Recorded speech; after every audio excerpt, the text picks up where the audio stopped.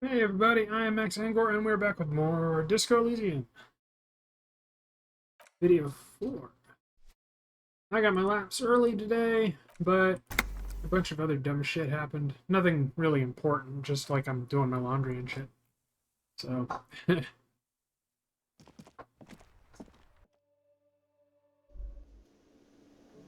let's go this way.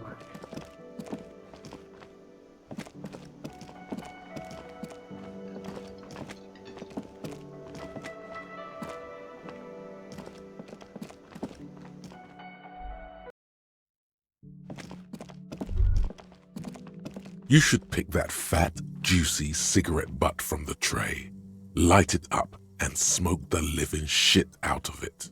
Nope.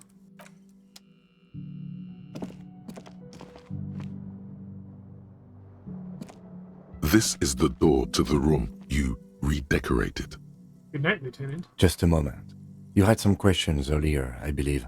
And besides, we should discuss our progress on the investigation. Let's go out to the balcony. Yes.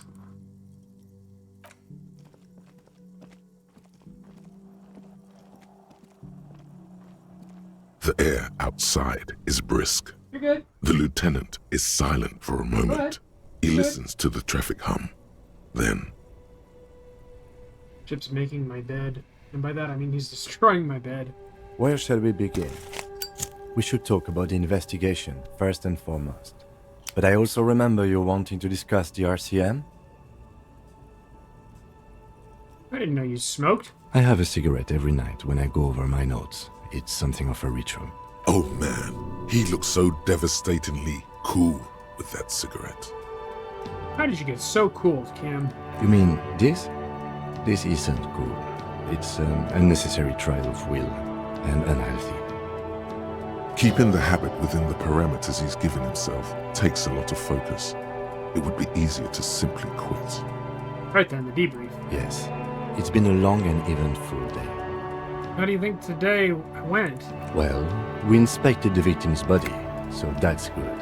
It was not easily approachable in that state, but we did it. Our inspection could have been more thorough, as it always can, but we have some leads we can follow up on. Then you shot him in the chest, which wasn't ideal, and we still have to get him down from the tree. I still can't believe I missed that shot. Being sober tends to help with precision. But moving on to the interviews, we weren't able to find the union leader, Everard Clare, much less interview him. So that's on the to-do list for tomorrow. We tried to interview the Wild Palms rep, but she asked us to do something for her first. Fine, so be it. I have a feeling Joyce knows how dangerous the situation really is. We have to get her to talk to us. Above all, though, today was exhausting. What's with all the running? You run a lot. Is that a standard Precinct 41 practice? I have a really good theory about why you're running so fast, son. Just you wait until we get up tomorrow.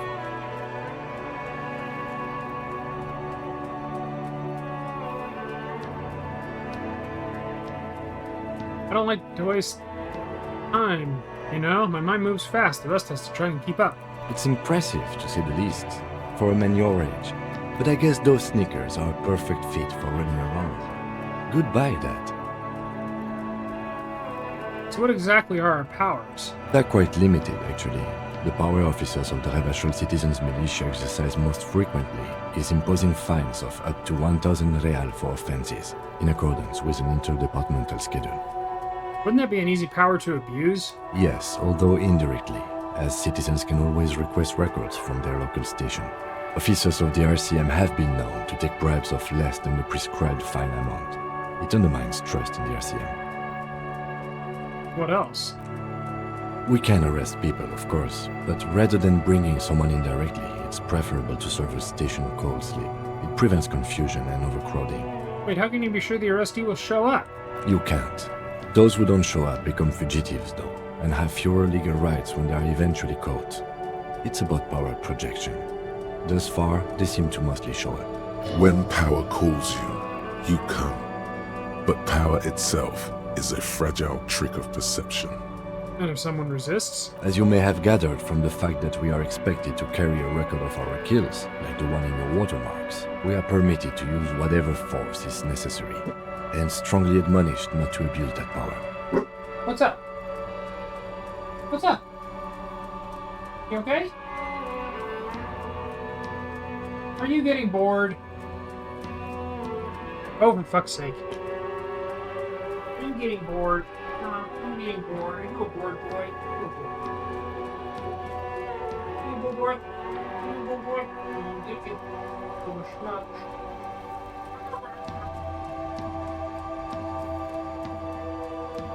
you for? What you for? What are you working for?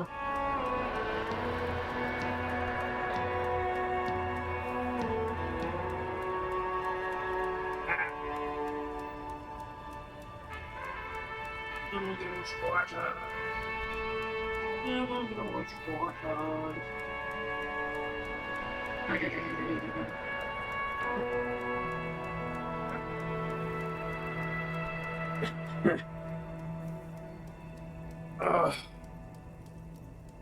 Oh, sorry, Chippy. I don't tuck you in like Mom does.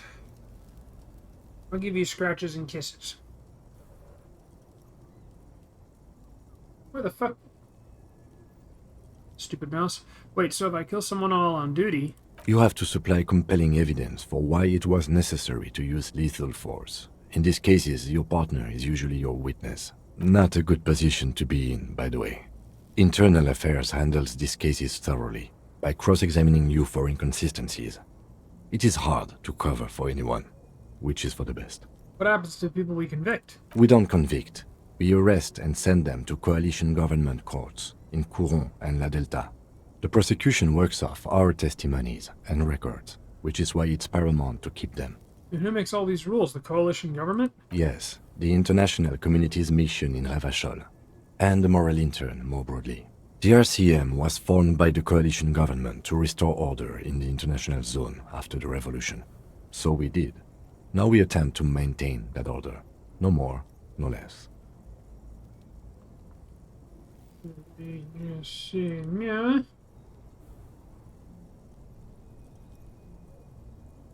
Alright, there we go. Or perhaps it is better to say we were allowed to form. It's a point of contention whether the citizens of Revachol or the coalition government founded the RCM. Let's say it was the citizens. Be sentimental if you like. Either way, the moral intern leases us the right to keep the peace in this city, and they will take it away if we misuse it. Moral intern, what is that? The Moralists International are the world's largest political organization. You know who they are. They have been running this place after the revolution failed. I really don't know. That's how bad it is in here. Okay. They're a union of center-left and center-right parties across the Real Belt. Our coalition government is just one of its many projects. They also run the ICP, EPIS, most intergovernmental organizations in the world. What do they believe in? What do they believe in? They are Dolorians. They believe they continue the humanist project set forth by Her Innocence Dolores Day 4 centuries ago. Others say they are just technocrats. What is their symbol? Interesting question. It's a blue forget-me-not. Their motto is love, compassion, self-discipline. I think you can gauge what they want you to think of them from that. Something ominous, something even a little feminine, but in a strict manner. Was Dolores Day. A historic figure? The author of the modern age?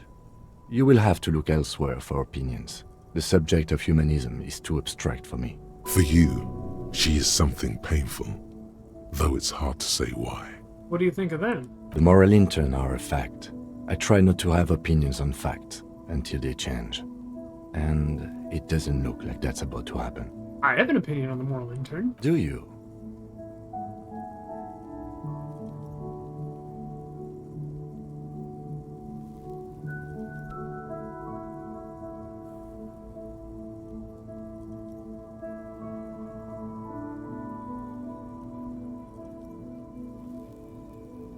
They've done an awful job here. Have you seen this place? This isn't humanism. We are in what is called the twilight of international law. The laws we claim to enforce come from the MI. Without them, we are simply vigilantes. Yeah, vigilantes sound bad. Sadly, it is what we already are to the people of Martinez. Most of them, at least, especially the Union. Vigilantes. I expect our job here to prove quite challenging. The lights of the orphan district are reflected in his glasses, the red and golden orbs of the motorway sliding like pearls on a string from east to west as Revachol commutes back to the suburbs. Tomorrow is Tuesday. Monday is over. The dying lights of the city shimmer below. Slowly, like luminous clouds, they pass on his lenses. The lieutenant looks at his slim cigarette, contemplating the next drag. This soldier is the highlight of the day for me, he thinks. This little stick right here. They really don't like us here. And the mouth on that kid, Kuno. It's different inland, in Jamrock and the GRIH. Why are they like that? It's our fault for leaving this place to the dogs, to the Union, to the company, not daring to come here more often. This place has fallen between the cracks, the jurisdictions of our two precincts. And in Jamrock? Oh shit. I totally forgot to...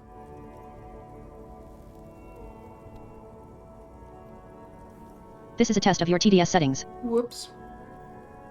We run this city. West of the river is RCM land. It's incredibly hard. Human beings are... But we are in control, and it's worth it. The organization works. Our systems work. If they didn't, the city would disintegrate. I hope our investigation will improve the situation here, at least do some good. Me too. But I wouldn't count on any drastic changes in our lifetimes. Thank you for this. Yeah, it's getting very cold now. Let's go.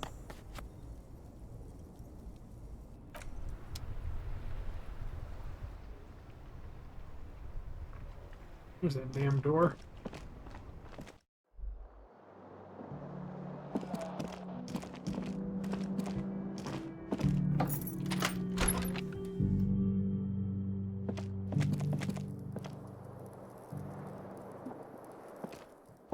This fan has two chain, or has it been consigned there as punishment?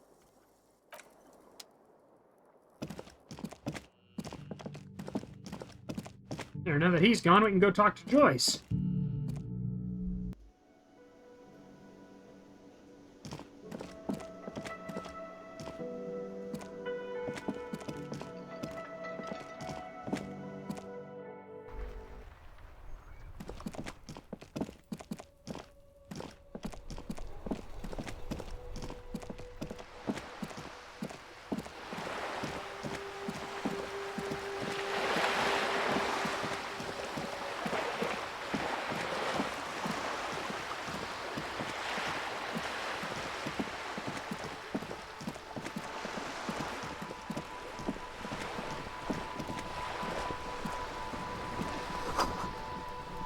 Looks like there was more construction here once, decades ago.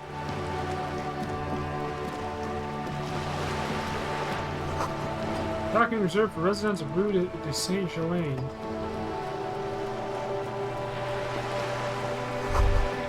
The room in Whirling isn't much bigger than this sloop. This is worth more than you'll ever earn in all your life. You're back. Good. What can I help you with? Do you know anything about these tattoos? That's the man who was killed. I'm afraid this is a discussion for once we've cleared the lynching question. So you know something about them. Better not tie the fourth day to the backstay on this.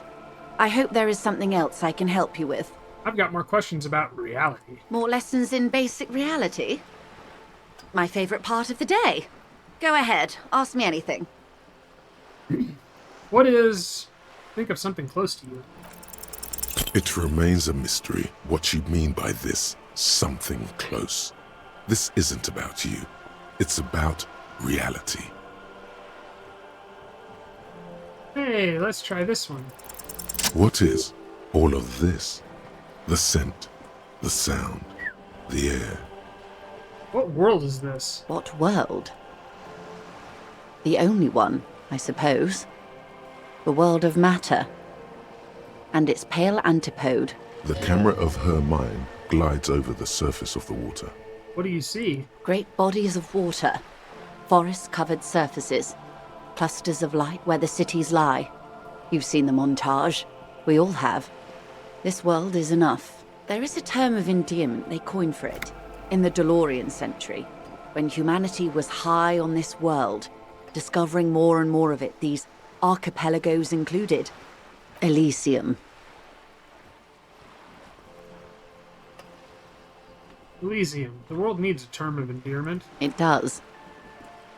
There are those who would call it hell. What is hell? A term of hatred that originates, like many such things, with the Mesk petro-fascists. I don't feel like I've got the whole picture yet. Oh, you want a picture of the world? There is no complete set yet, dear. They're having some trouble reaching orbit. How come? Great things are difficult to achieve. For now, we're viewing the world from the inside, sideways. Inside sideways. What shape is this world? We used to think it was a sphere, but that is beginning to look less and less likely by the day. You wouldn't know it from the tabloids, but the ORG nations have been launching weather balloons into the lower ionosphere since the 30s. ORG, Occident Revachol Grad. There's a steadily increasing trickle of images. Between the big three scientific contributors, they're piecing together a dark grey corona. Dark grey corona? Yes. Pale covers 72% of the surface. There are grey flares and prominences, even arcs above entire isolas. The images are blurry, but if there was a sphere in there, it certainly looks like it fractured a long time ago. A cold fear seeps into you. Oh my god, wait, what the hell are you telling me? You seem to be spooked. Please don't be. Pale, and what do you mean by corona? They say there is a rarefied envelope of matter surrounding the darkened disk of our planet. That is, if we are still living on a planet. Or, to speak more plainly, imagine vast swathes of land disrupted by nothingness. I am sorry, dear. It must sound quite terrifying through the acute encephalopathy.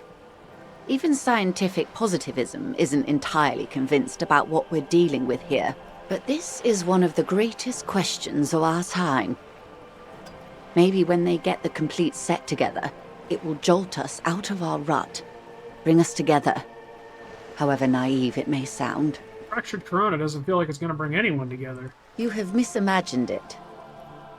I don't have the power to convey to you the effect and geometry of the images that depict our world from below low orbit. It's like the crowning of the world. It's insane. Very disco. Oh, You love it. Well, if you say it's disco. See? Everyone finds something worth holding on to in this world, however wasted its opportunities. The cold seeps into you. The air is heavy with 80% humidity.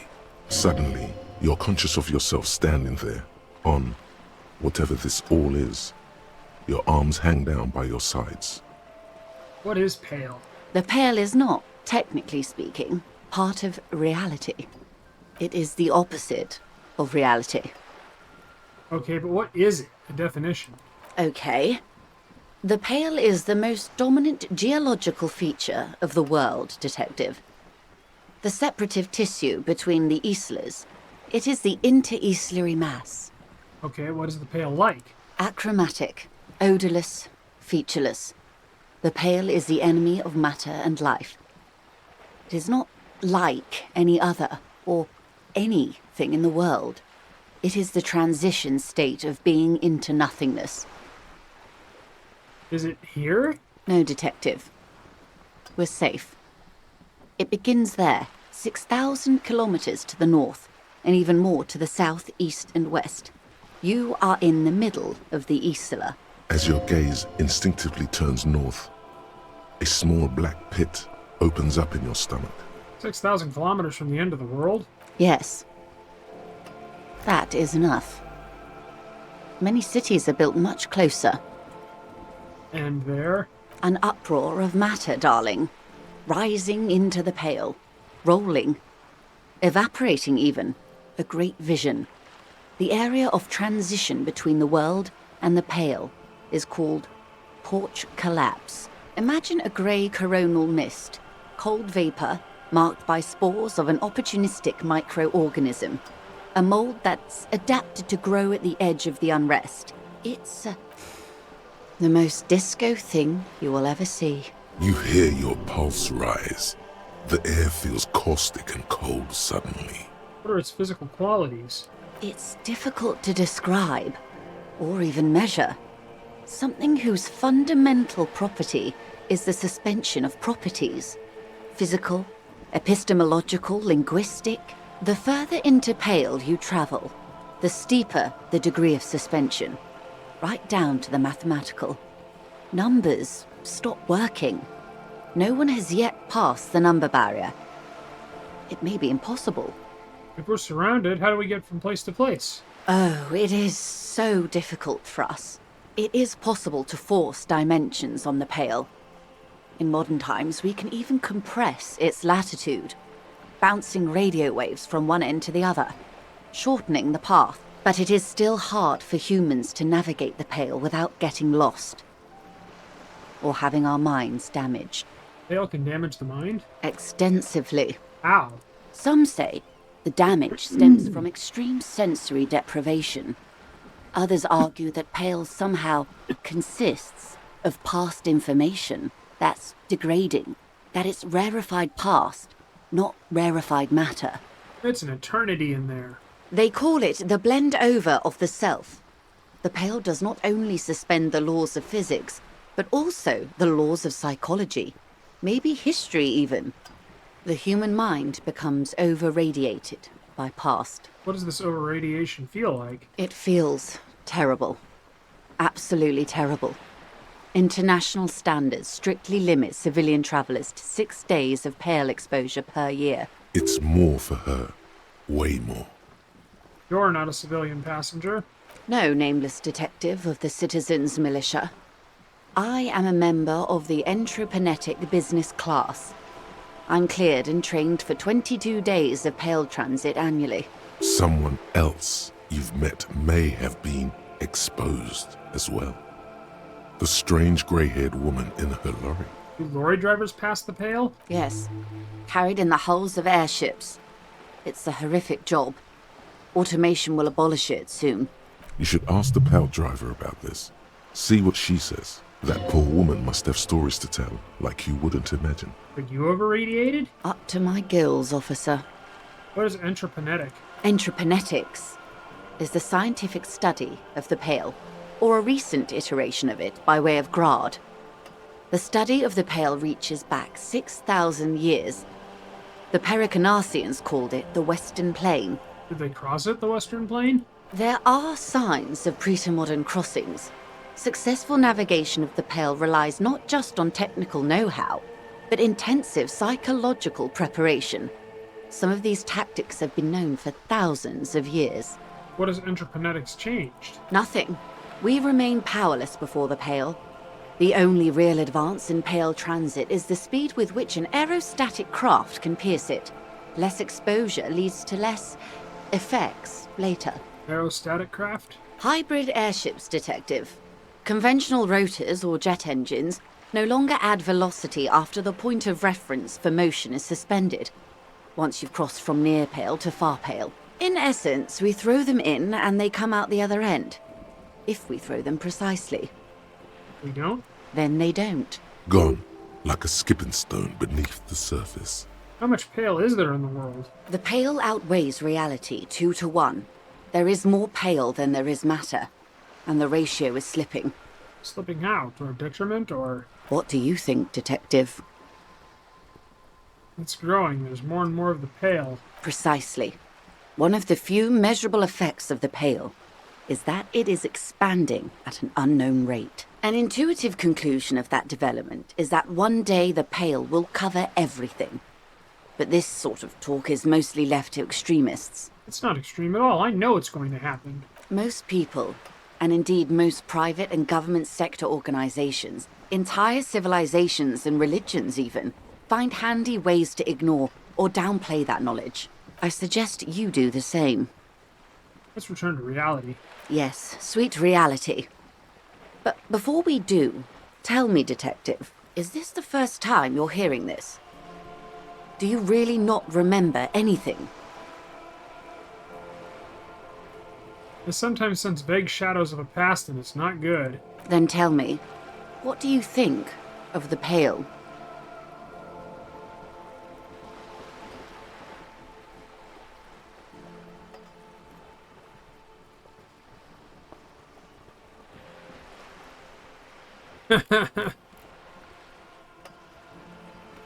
It will end all life. You really didn't know.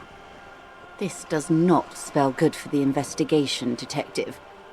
If you don't know even this, then...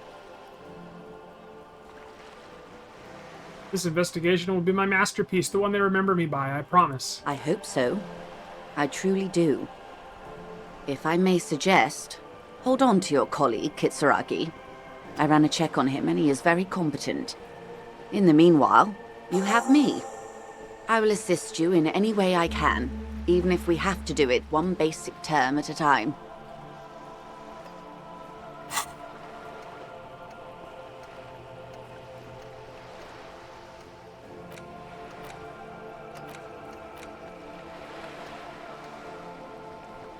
One more.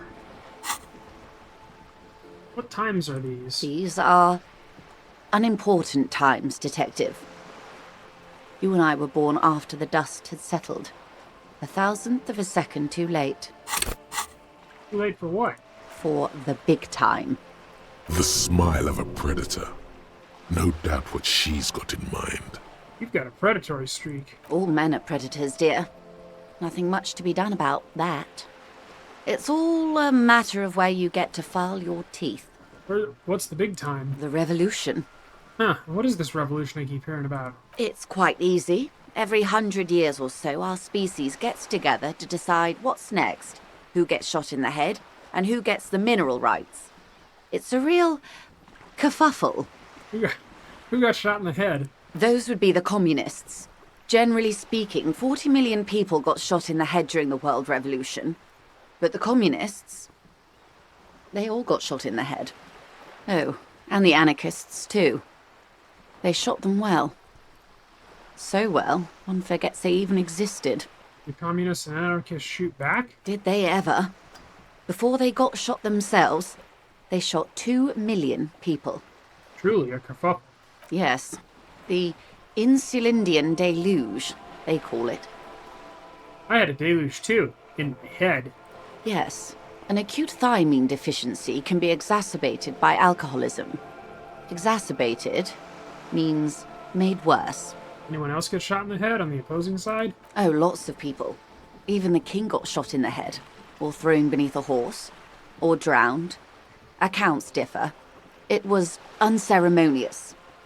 Just as well, he wasn't actually the king. Just the king's nephew. The real king abdicated and lived out a long and productive life as a venture capitalist in Grad. Smart king. Yes. King Guillaume had a nose for bad PR. He ran before it. What is the expression? Went down?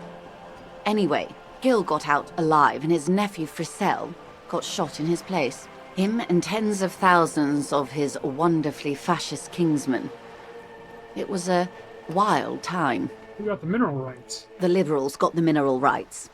And by mineral rights, I mean everything. Okay, and by liberals you mean... Liberals are usually middle-class people, Detective. Or the remaining gentry. The beneficiaries of the pre-revolutionary arrangement. Some were rich enough to stay with the Constitution, with monarchy. Big mistake. Others bet on the revolution.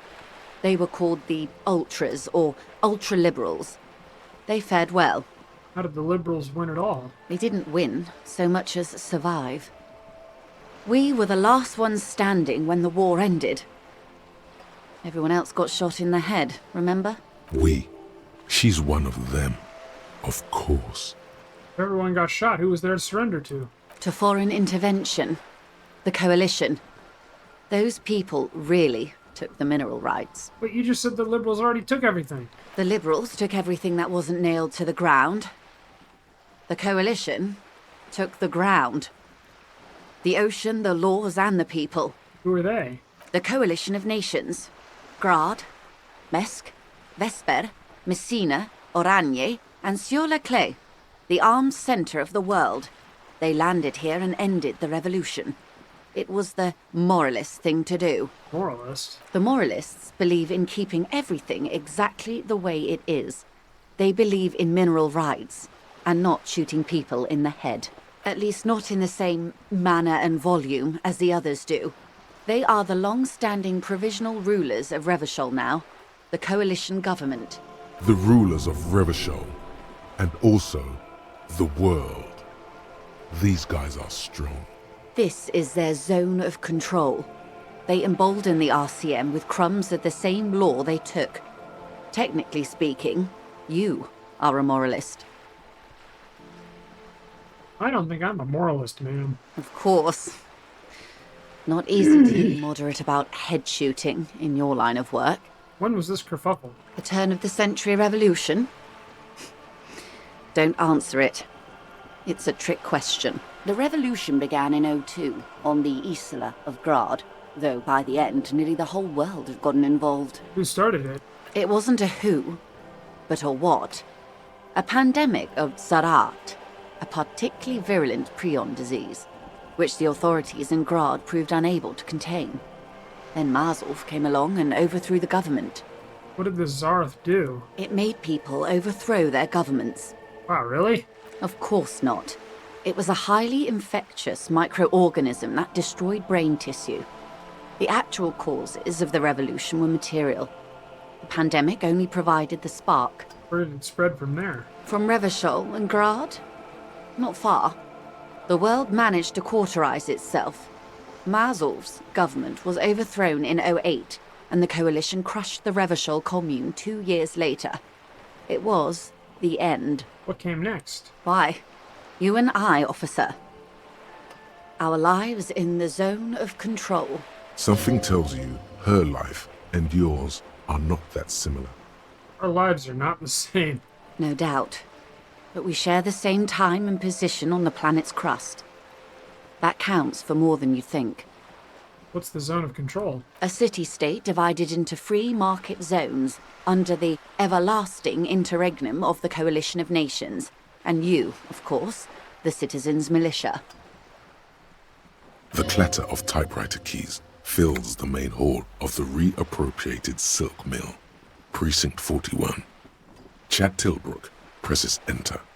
Outside, Officer Elfboy Williams slams the door of an armored motor carriage. The zone of control is the third incarnation of Revachol, after the failure of the suzerain and the commune. What happened to the rest of the world? Modernity. They developed the marvels of the inter-eastlery communication. Telematic milieus, radiation, colored plastics. Meanwhile, in Revachol West, the aftermath continues for the 5th decade. It's been like this for how long exactly? 43 years. Hard to fathom, I know. What have we been doing all this time? The 20s saw a decade of urban war, west of the river leveled, offshore platforms in flames. Still, it's regarded as an improvement on what came before. '08 to '19 was simply hell. And after that? The 30s? Things settled down in the 30s. Revachol East transformed itself into the world's largest tax haven, with the international community's blessing. For the first time in a long time, it seemed like things were going somewhere. No. Were they? It was a market mirage fueled by cocaine and quantitative easing. The 40s dispelled it like a cold splash, an Isla-wide hangover, you might say. And here we are. Welcome to reality, baby. What would you have done differently? Good question. What would you have done differently?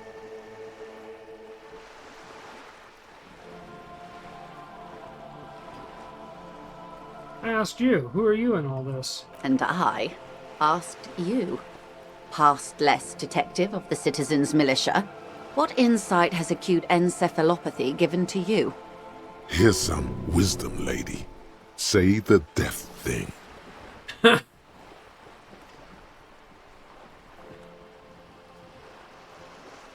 I would have killed more. 400 million if that's what it took. The cold runs down your spine as you say the words. Like a small electric charge, that seeks grounding. I see. A tenth of humanity. The key of history is in the lock. Keep turning at any cost.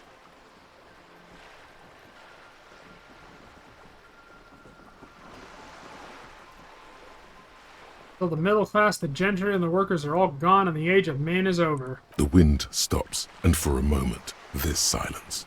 The cold dissipates into your parietal lobe like a dissolved bullet. All is quiet on the Martinez Inlet. The age of man is over. Over? That's entropilism, the very height of late modernity. Evacuate this world. You may prove a truly modern man yet. That's enough about the times. They are what they are. Who knows? An afterbloom may yet come. Anyway, enough sentimentality. Is there anything else you want to know? Not so fast. Who is she in all this? Ask her who she is. She owes you an answer. I want to know who you are, or what you are. She won't maneuver her way out of this one. Say nothing. I am the vilest of the vile. A traitor. A devourer of nations and infants. I am an ultra. It's sharp. Cool, I liberate pretty hard myself. No, not like me. I am the nether creature of the Forbidden Swamp who pushed the king under a shitwagon and betrayed the revolution. Are you liberated enough to offer up your home on a plate for financial colonists? No, I think not. Tell me, now that I've uncoiled myself, do you find me frightening? In her green eyes you see a mixture of truth and self-satire. Decades of guilt and pride. Forgive her, but only because you like pearlescent teeth and those light green eyes. I forgive you, but only because you're charming. A devil, who being of great charm and guile sneaketh into the homes of the godly. Beneath her waterproof raincoat and silk shirt is a body imbibed in numb 12 perfume. You are suddenly and intimately aware of it. What a fuck? No. Vile devil, shake your head slowly. I hope we're able to continue as friends, despite my scaly bulk and my intimidating liberal credentials. This was not the plan all along. When the dust settled, the liberals were the only ones left to clean up the mess. By virtue of their survival, they were handed enormous power to shape the future. This was all our last generation managed. Would you have done something differently? With due respect to our overlords, the eternal caretaker government that keeps Martinez a monument to the efficacy of its artillery. While a gentle wind sweeps the streets in the rebuilt east, light drizzle washing it clean, lights go up and motor carriages circulate the tracks. I would not have relinquished sovereignty to the coalition. Not here in Martinez, and not in the Stella Maris or Delta Beachheads either. If not for my own sake, then for my daughters. We had an obligation to defend our sovereignty. We should have burned the whole Isola down rather than let them have it. Dark orange flames reflect in her green eyes. An oil fire on the ocean. You're a smart woman. Perhaps. My intellectual vanity will be my undoing. You're a patriot? Yes, I suppose I am. But I wouldn't be a patriot anywhere but here. You have daughters? Yes. Whatever else I am, I'm also a mother and a wife. Now, shall we return to reality? What's this acute encephalopathy? It's a neurological disorder caused by a lack of vitamin B in the brain. Symptoms include a retrograde amnesia. It's quite serious. You should get yourself checked out. What causes it? Well, it's either bariatric surgery or long-term alcohol use. Definitely the drinking. She nods slowly. What this boils down to is, this reality thing is stupid. Blow this joint, grab a bottle, and drain that shit right down your throat. She stares at you, head tilted to the side, with a slightly concerned look on her face. What is this? A bird? A sphenicid? A flightless bird of the polar regions? Am I really that awkward? Of course you're not, my dear. I'm just terrible at guessing games. I meant, what is this place? Ah! This is the pier of Rue de Saint-Ghislain, 33A, where the tenants have been kind enough to rent me a slot, or two. What is this? A pre-revolutionary tenement. Old buildings are called tenements, you see. And new buildings, Yay! bâtiments. After les bâtiments nouveaux. But 33A and 33B are not nouveaux. They're old.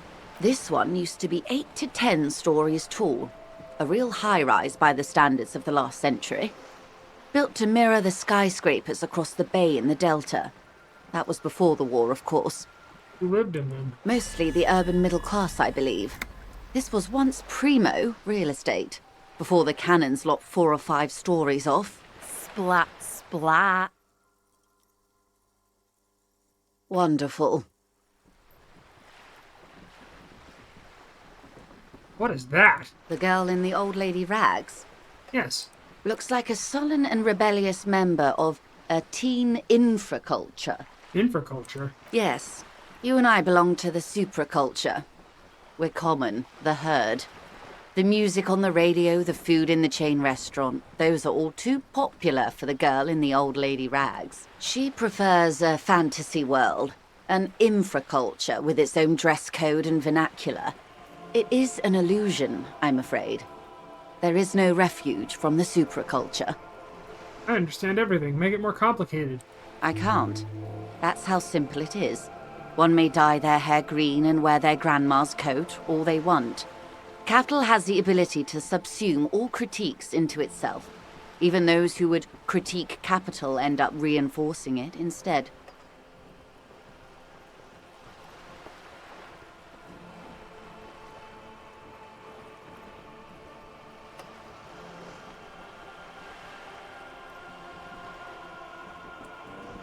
What the fuck is this? Oh.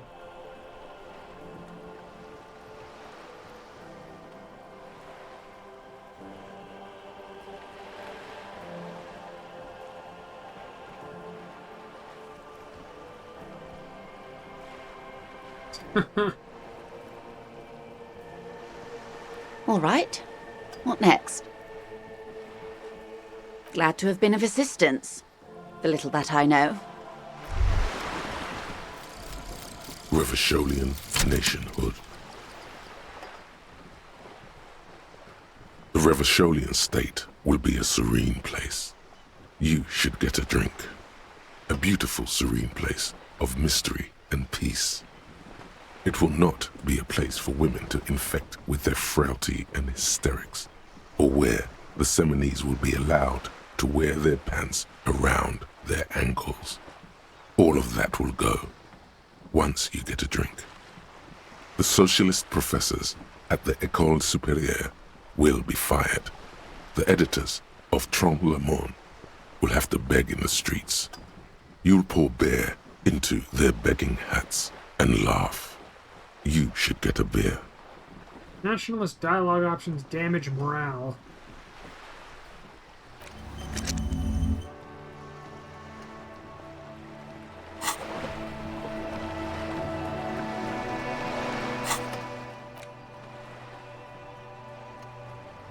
Oh god, and to forget it, you need to fucking get rid of your...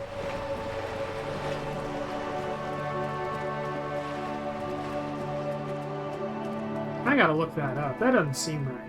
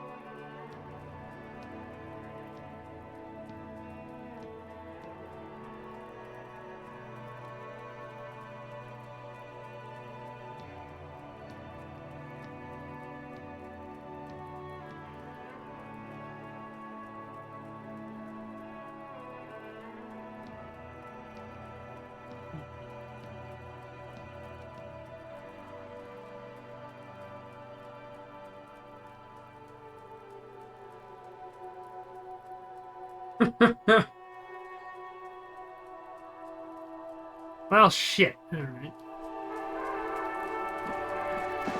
Oh, there we go. Now I can see where I'm going.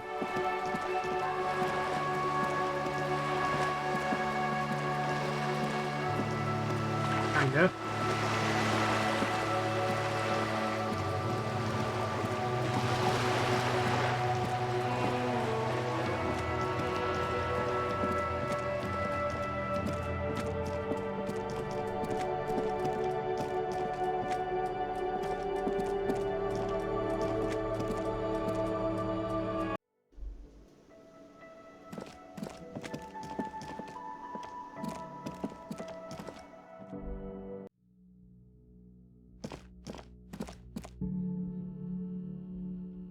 I wonder if Guard will give me a drink.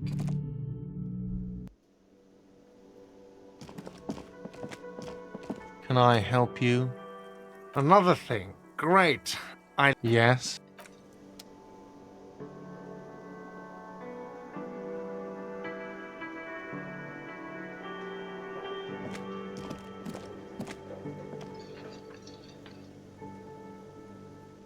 I missed things.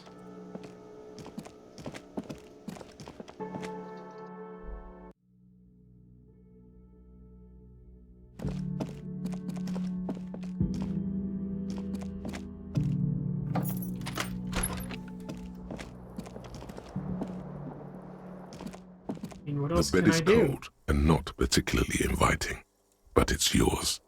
The sheets look awful. The sheets feel at once coarse and clammy against your skin. The bed sags beneath your weight as you stretch out and finally close your eyes. And then sleep doesn't come. But I want to sleep. Obviously, you're in bed with your eyes closed, but it's not happening. Why? Maybe it's the bed's fault. Check the pillow. Its synthetic filling has separated into hard lumps. The pillowcase smells oddly. Check the blanket. It barely covers your toes, stretching over your soft belly. This is your body here, intimate and warm, breathing. Under your thrumming eyelids, you see a dizzying array of colors. You won't get off this carousel quite so easily. Roll over to the other side. It's a little better. Colors, scenes, and half-formed phrases still litter your mind. Part of you is still trying to solve the case, isn't it? Who killed him? Who? Something to do with, what was it that the lieutenant said? Union? And it's gone again. Your thoughts lost between the slowing brain waves. No more thoughts. Fall asleep now. Your breathing steadies. A great silence washes over you until your eyelids twitch in your sleep and images start forming.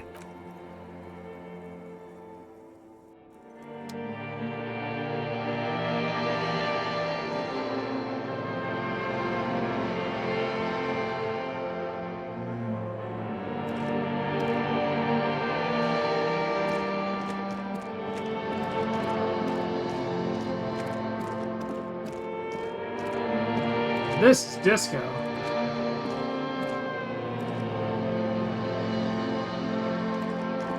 Do you remember the scent of your childhood? I remember nothing. Do you remember your wife's hand on your face? I was left. That's right, funky baby. And you just stood there. One hand on the bottle and the other on your dick. Watching her go. Let it all be dragged away from you. Tell me, where are your friends? Human beings have friends, Harry boy. Where the hell are yours? I don't want to come back. I can get it all back. No, it's gone. 3 times gone and never coming back.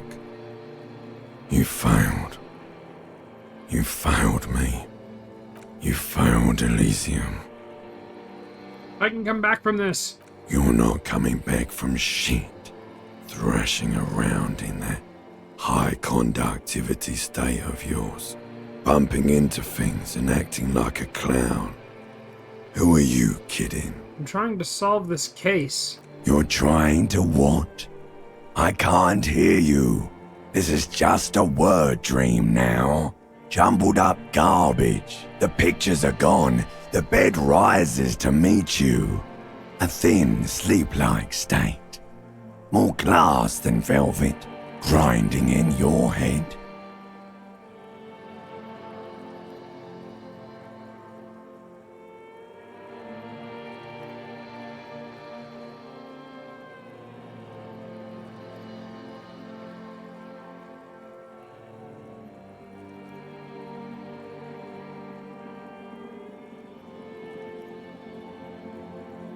I'm trying to get the guys to play. So something is wrong.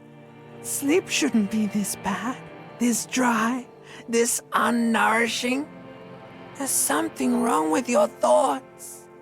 Some kind of new type of hangover. God, there's another type? Oh yes, party boy, and it's worse than the one before. Just think of the shit you saw. Here it comes too. So soon already.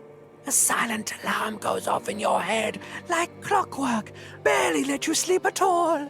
Time to get those clothes on, Harry. Time to go to work in the shit factory.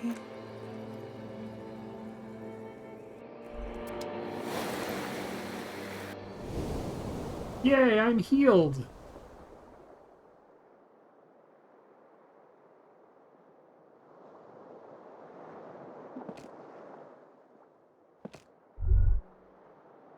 Good going, buddy.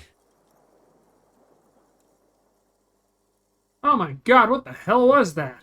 Oh, just a dream. You have ones like that all the time. You feel even worse this morning than you did last night. What the hell's going on with me? You mean, why are you so tired? Too tired and down to even think? It is worrying, isn't it? You can't be a detective like this. Detectives need to be able to think. Why is this happening? It's just that your heart has finally pumped all the speed out of your system, Buster. Time to get some more.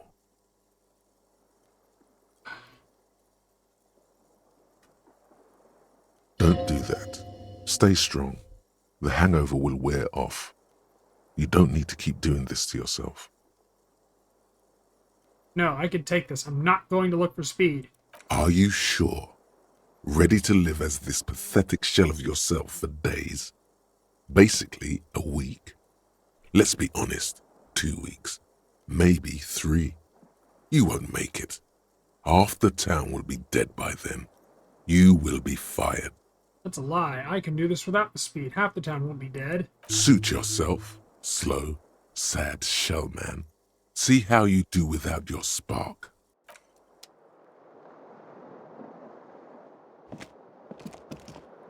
This fan has 2, or has it been consigned there as punishment?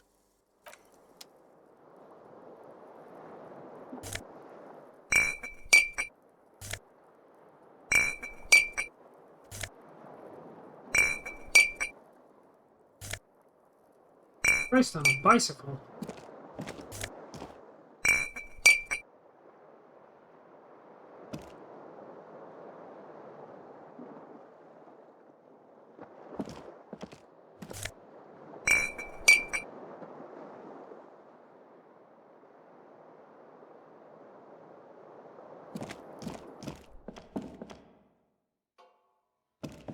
A mirror hangs on the bathroom wall. In it, your face, adorned with the expression. The chain cutters slip out of your hands as you attempt to twist the faucet into place. Well, you know one thing for sure. You've probably never been a plumber.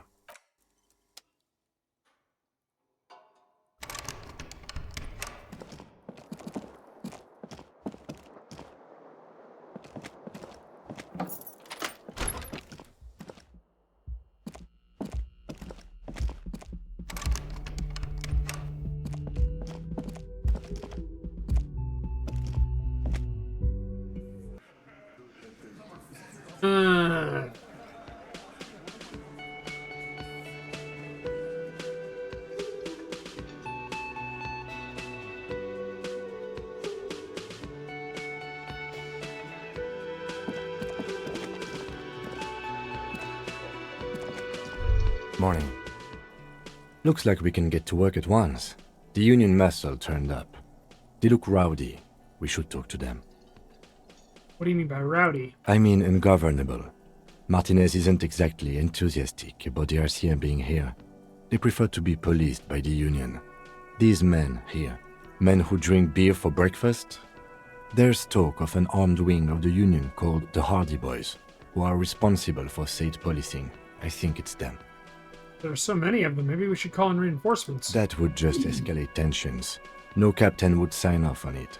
Solving one murder isn't worth a conflict between the RCM and the Debarders Union. In fact, even the death of 2 detectives might not warrant an all-out war. So let's keep a cool head, okay? He's not exaggerating about that mortal danger, just calmly factoring it in. Your fists clench and your pulse rises uncomfortably. One more thing before we do. We don't have to talk to them immediately. We can walk right past them, continue with our business. Good. A power move. Purposefully concentrate on something else first. Yeah, streetwise. Zoom right past. Do it on your own terms. But aren't you curious to know what they have to say about the murder? They're in no hurry to leave. They think they own the place. Anyway, I leave that choice to you. Whatever you decide is fine by me. Can I help you? About my bill. Got the 20 real? Good. You got the room for the night, but remember, you'll need another 20 real tomorrow. How could anyone forget, asshole? Oh, that's fucking great. The dishes are drying. The smell of chemicals and pine trees. Tomatoes are so thinly sliced you can see through them.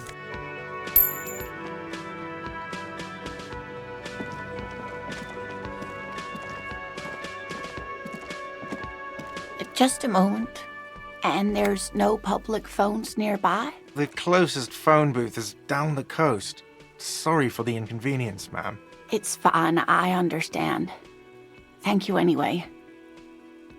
I'm glad to see you again, dear. The lady is distressed. Perhaps something more upbeat might cheer her up. Howdy, Lena, what's kicking? Please don't trouble yourself about me, sweetie. I was just hoping to make a call, but the Whirling's phone line isn't working. A faint smile tells you she appreciates the effort, but at the moment her mind is on more serious matters. The Union office probably has a phone, but I can't really get there. Or to the phone booth down the coast. And Gary's phone is dead too. Wait, what's wrong with the phone line? The manager was vague about it. Why'd you need to use the phone? To let the young woman who's house-sitting for us know that we may be delayed.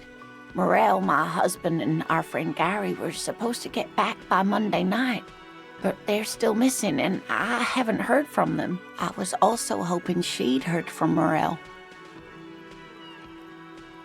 Okay, I'll bite. Has your husband gone missing before? That's just it. This isn't like him at all.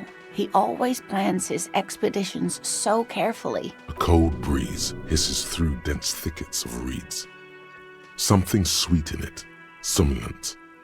A damp chill goes down your spine. When you look around, you're still in the whirling in rags. But you have more important things to worry about. Tell me more about Morel. Looks, character, your relationship. Oh dear. I'm not sure where to begin. How long have you been married? We'll be celebrating our 16th anniversary this autumn. Not the most numerically satisfying anniversary, but I like the less obvious milestones even more somehow. What does he look like? Well, his expression is slightly grumpy, but his eyes are always bright and curious, like a small boy's. And his palms are quite coarse from all the field work, but he's quite gentle. Let's try again. If I were trying to meet him on the street, what would I look for? Oh, well, he's a bit shorter than you, but with a larger frame, and he has longish white hair, usually a bit uncombed. You might say wild, even. The lieutenant pulls out his notebook and begins jotting down the woman's description. One other thing, he'll likely have all kinds of field gear on him, even if he's not out in the reeds, just in case. How'd the two of you meet? Via dating agency, I'm ashamed to say. I was looking to get back into the scene after recovering from my accident. And he'd just divorced.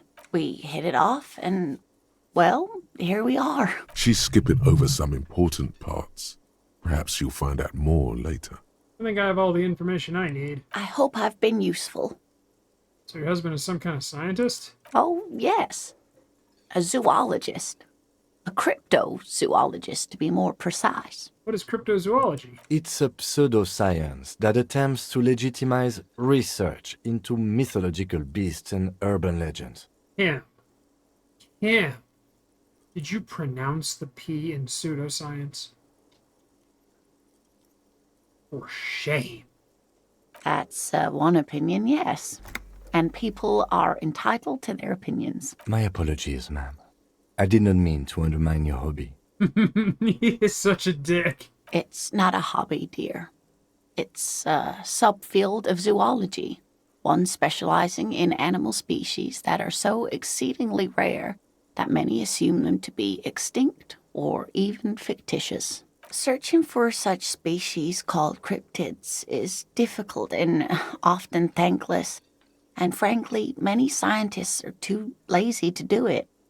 Universities these days are rarely interested in supporting real research.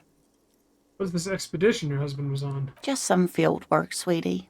Morel is a highly trained scientist. He and his assistant Gary are studying an extremely rare species of insect. But they should have returned by now. They were just going down the coast across the waterlock to set a few traps. He said they'd be back on Monday. What could be keeping them? The waterlock. That was broken. Could this be it? Wait, who is this Gary person? Do you trust him? Oh, sweetie, it's nothing like that. Gary's as loyal as they come. I trust him with my husband's life any day. The waterlock to the other side of the coast is broken. They're probably just stuck over there. Oh my.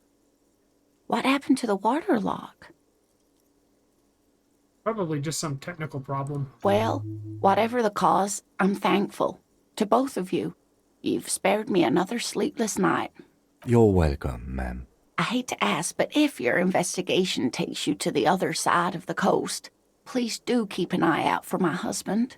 This will surely lead to a cryptozoological mystery with that extremely rare insect. And if you see him, let him know Lena is waiting for him here at the Whirling. He gets so tangled up in his work that he may not know the waterlock's been repaired. And it's cold out there. If I see him, I'll let him know you're here, when or if I get there. Oh, you're such a dear. Thank you, sweetie. Tell me more about this rare insect your husband is looking for. Oh, sweetie, it's fascinating. But I shouldn't bore you with entomological minutiae. The lieutenant gives you a sideways glance. No, I want to hear. Well, it's a phasmid, technically, but Oh, yeah. Here comes the interesting. where other phasmids imitate sticks or leaves, this one's a living reed. It disguises itself among the reeds here on the Insulindian coast. Hence its name, the Insulindian phasmid. Perhaps you'll end up co-discovering the phasmid with us, officers. There's a touch of awe in the way she enunciated the creature's name. I knew it. We're gonna be chasing made-up insects with cryptozoologists. It's not made up, officer. I can assure you. It's simply elusive, so much so that most establishment zoologists doubt it exists at all. Goddamn establishment. What makes you think the phasmid is around here? Well, some teenagers making out in the reeds saw one. They didn't know what it was, of course, but there was a brief article in a local newspaper about their encounter with a ghost insect that looks like the reeds. Gary sent us the clipping. Gary. Interesting. Maybe the phasmid made the teenagers make out. Maybe the phasmid made them make out. I doubt it. It's not like teenagers need much encouragement in that regard.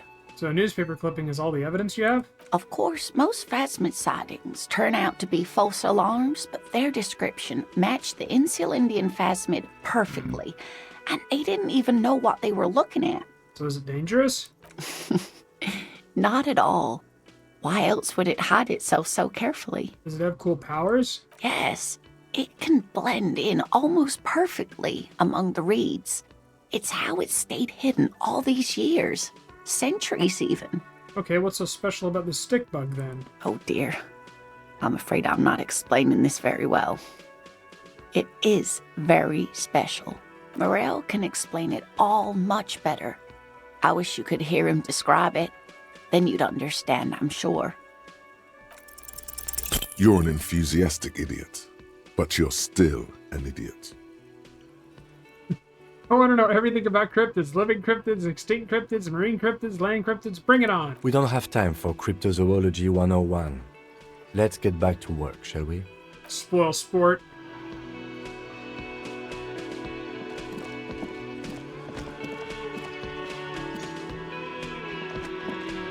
Yeet.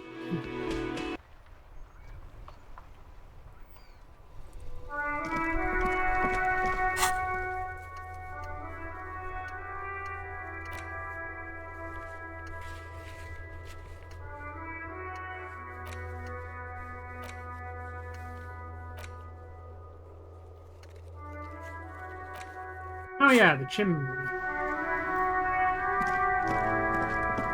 Still here. Stuck in this damn jam, my man. What's up? Do you know this lady driver? I don't want to talk about that.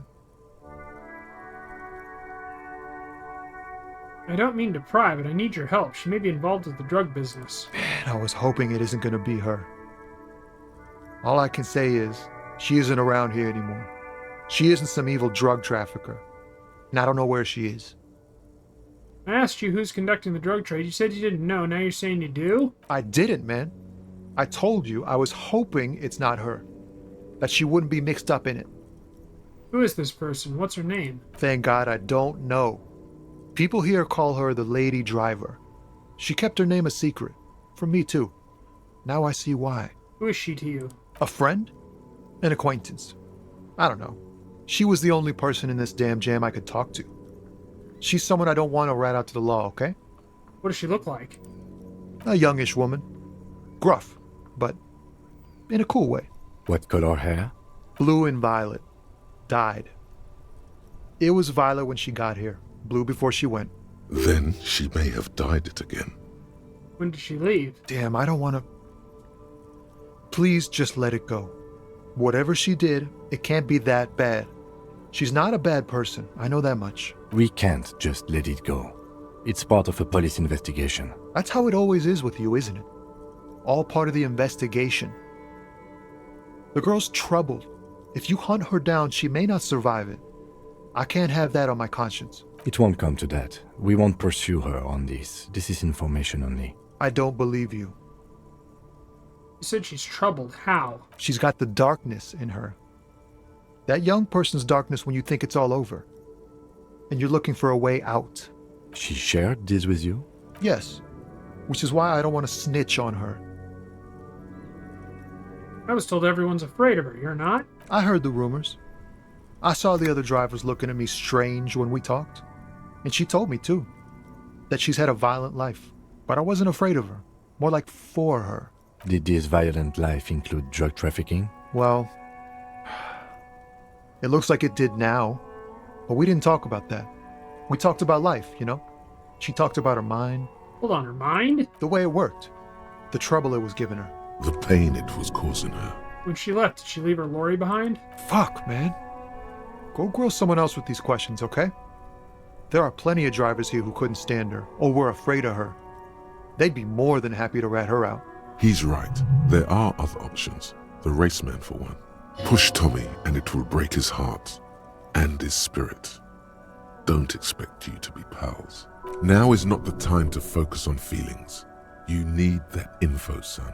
It's right here. The answer is right here. You just need to ask him. Come on, do it. Fine, I will drop the matter for now. Thank you, friend. Wow, this makes me feel like I should pick up smoking again. I'm gonna try.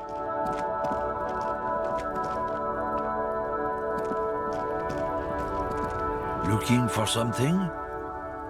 I know you've been giving me the shit to show. Fess up, where's the lady driver? I don't know what you're talking about. First, you knew Sealang didn't do it. He did something. He stole his employer's goods and another lorryman's job. You should be thankful for the tip. He's been expecting this. He's really puffed himself up. Then why are you smirking? Listen up, fuckwits. You don't scare me. You cops don't run Revachol West. You don't run Martinez. You don't run anything. So who does? You? No. He means La Puta Madre. The name resounds like a bell in the air. A dark gong. You get a bad feeling about it. Looks like the lieutenant has a plan. Let him do this. Yeah, him. Cross your arms and nod. Then I presume you are familiar with his peonies. Yeah, they're his little bitches. He's got them all over the unions. Not just the unions. He has peonies everywhere. Some say he even has them in the RCM. Dirty fucking peonies who'd do anything for him. Multi-ethnic drug addicts. You're not peonies. You wouldn't be investigating a drug thing if you were. No, of course not. We are not peonies. But if we were, and one of Madre's drivers were to be stealing from him, then it's a good peony's job to find out who that is. It's not a hard job. It won't take a long time. It won't make Padre Madre angry. But a stupid fucking racist is standing in the way, protecting this fucking thief. I'm not scared of you or the mob. I'm under the protection of the Lorrymen and Carters Guild. You've seen that corpse in the ceramic armor there. Did his shitty little guild protect him? Kim is a pimp. Nah, you wouldn't just leave him out there if you...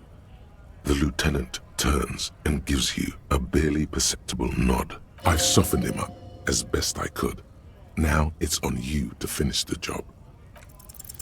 The main thing is to not overdo it, even when you're trying to scare someone. The most important thing is, how does it look on your resume? The jig's up. I've got the goods on you. Oh yeah? And what goods are those? Your racism? What is there to talk about? It's a racist world. I didn't make it that way, and neither did you. And you're a racist too. Let's just go and ask Tommy, alright? We are wasting our time here.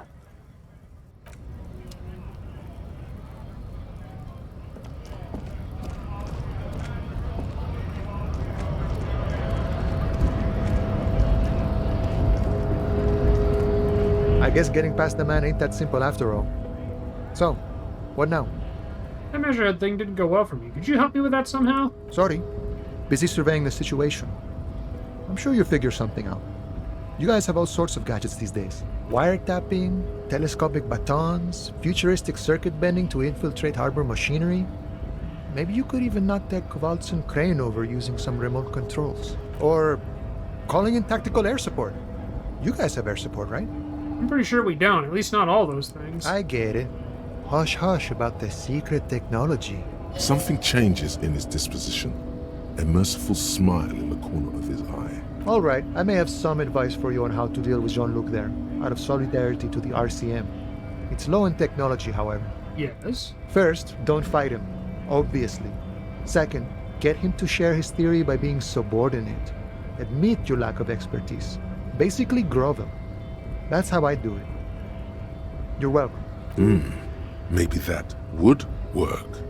We'll have to see.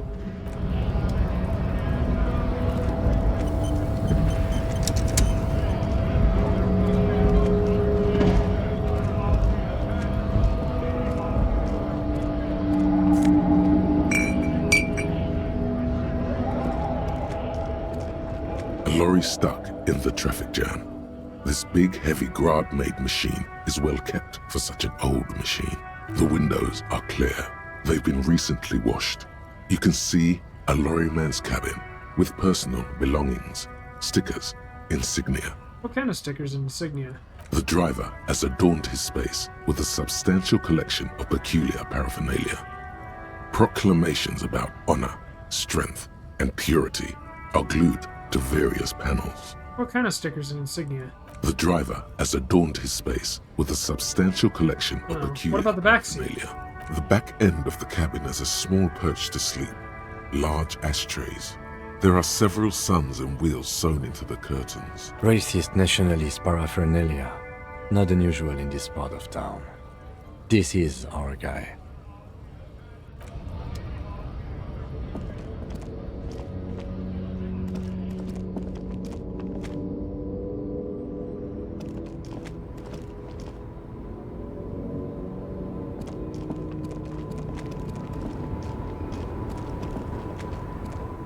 The woman is still hunched over the railing. Huh? What is it? What do you want? Alright, are you the lady driver? Did you just call me a lady, Herife? She clearly doesn't think she's a lady. Don't repeat it.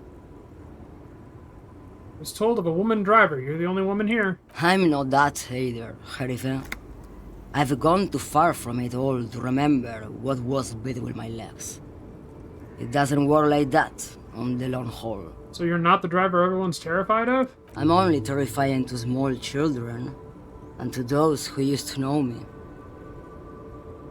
Why are you scary to the people who used to know you? Because they can no longer recognize the person I once was.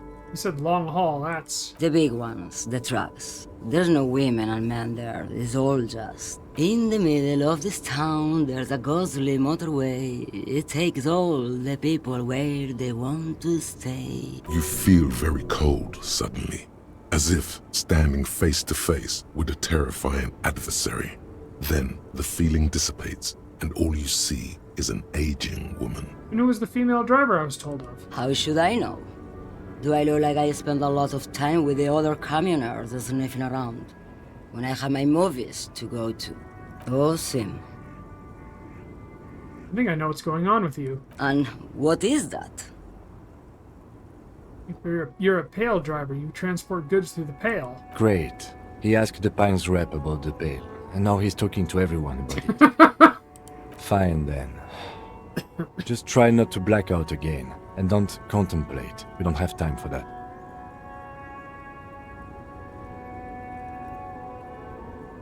Everything is related to the Pale. My condition, the case, everything. It's all entrepreneuric. That is exactly what I didn't want you to think. Ma'am, my partner wanted to know if you work in Pale transport. No offense. But your partner seems like a bit of an idiot.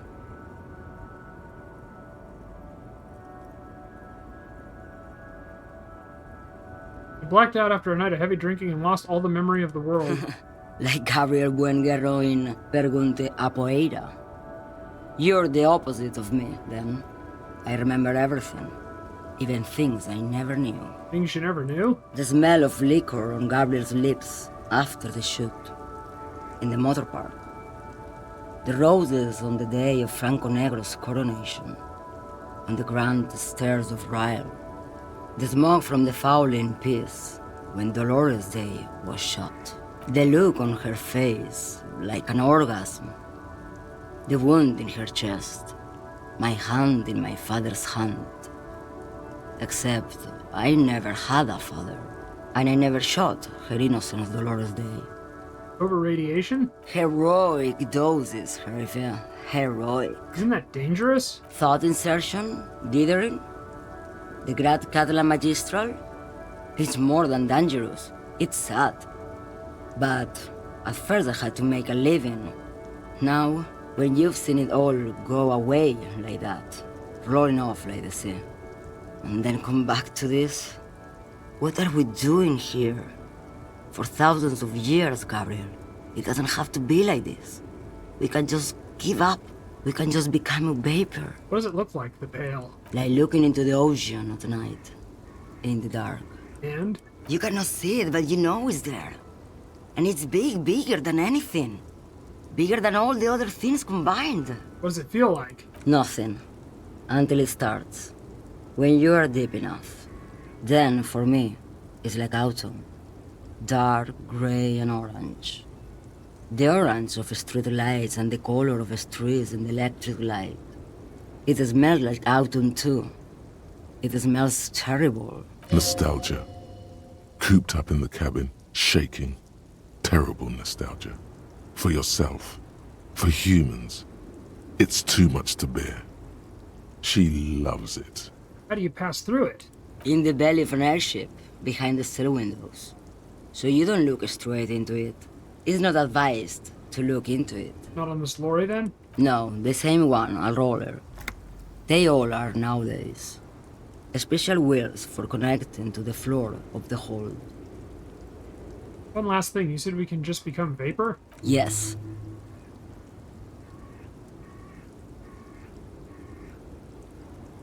I feel like I already have what you have in some way. They say there is a point. One that I have not crossed. In the Pale, super deep.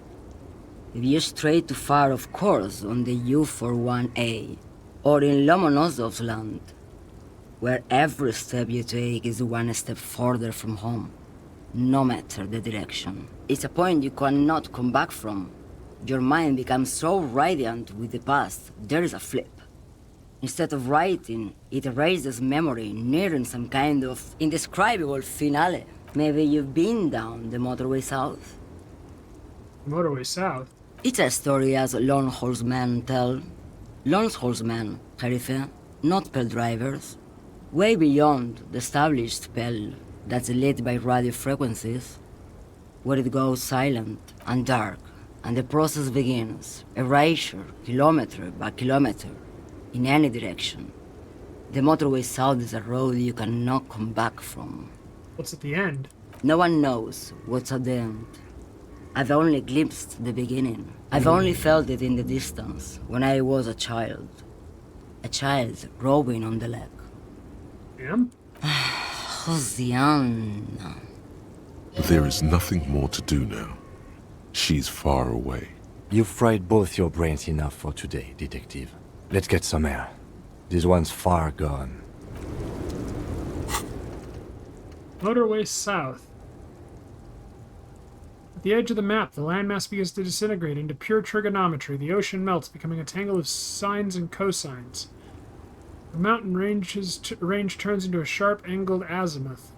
Its green range shadow dithers like music turning into a waveform, and then vanishes. This is the end.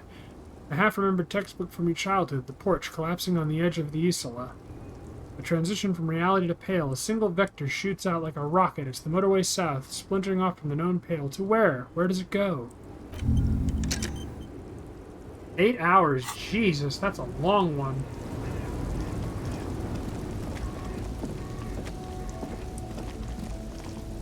An old monument stands in the middle of the traffic island, pointing towards us. Even by the standards Yay! of the Philippian kings, old sumptuous Philip was known for his profligacy.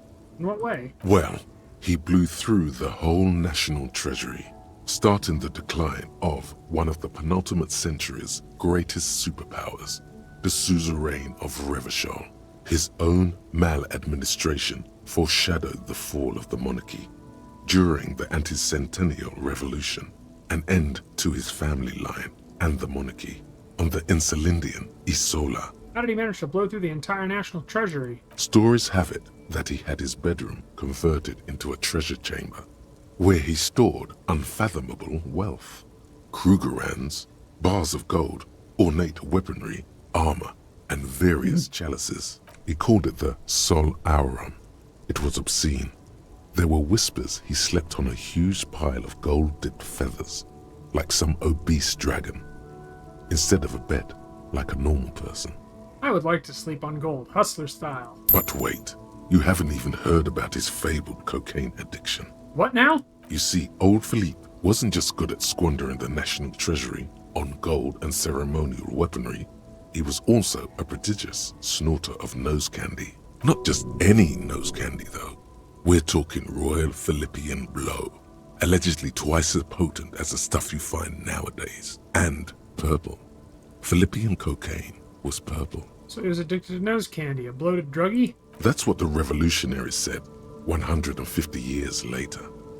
right before they emptied out the royal mausoleum and dumped His Majesty's mortal remains in the Insulindian Bay. This is slander. The king was just and beautiful. The revolutionaries made this all up. This is a lot to process. His Majesty's courtiers said it helped him connect with the higher realms. Okay, where is he buried now? Beneath the cold waters of the Insulindian Bay, thrown there by the revolutionaries after they cleaned out the royal mausoleum. A group of marble pleurons still surround the king's vandalized tomb. A deathly cold wind sweeps up candy wrappers and old newspapers. What happened to the statue? The original was blown apart by communards, then further damaged during the landing of the coalition's airships during the turn-of-the-century revolution, when Martinez was leveled. Who restored it? Some years ago, a group of liberal, artistically inclined individuals, designers mostly, thought it would be ironic to restore the statue of the most wasteful ruler of Revachol in the poorest part of the city. The statue is supposed to capture the moment it was blown apart, like an instant frozen in time, a rare butterfly trapped in amber, floating on a sea of shit. I really don't get art. Neither do people in Martinez. The statue has proved to be controversial in a neighborhood mostly populated by the left-leaning working class. Philip III, the squanderer, however, with his bronze face up in the air, doesn't seem concerned about what the hoi polloi think of him in death. Oh, Christ.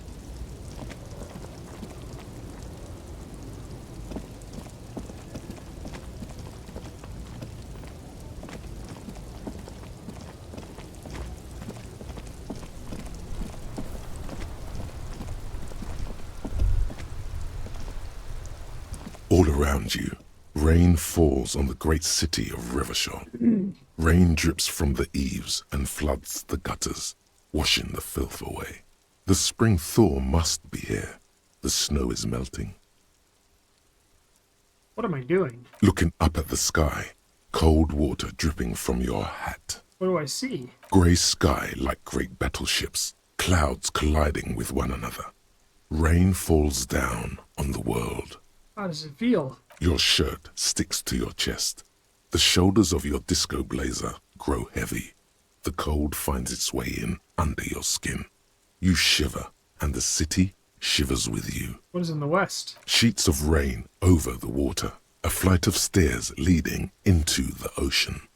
Wave after wave washing the coast of Martinez, with its motorboats and gently swaying reeds. The ruins of a half-sunken sea fort crumble on an inlet beyond the Bay of Revachol. Ghosts rise into the sky. Who are you, ghosts? The skyscrapers of La Delta, the financial district. Faint golden light seeps from the office windows. Will you ever go there? Will I? No, you are just one of the hundreds of thousands who watch them rise across the bay from Martinez every day.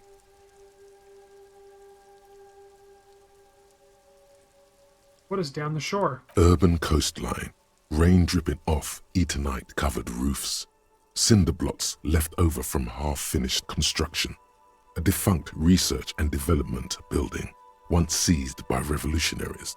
An old wooden church stands on stilts above the water. And beyond that? Coal City, end of all lines. Run your fingers through your dampened hair. Your hair is an oily mess flecked with ash from neighboring coal plants. Smokestacks rise somewhere in the distance. What's in the east? The great gates of the industrial harbor are locked. A chill runs down your back.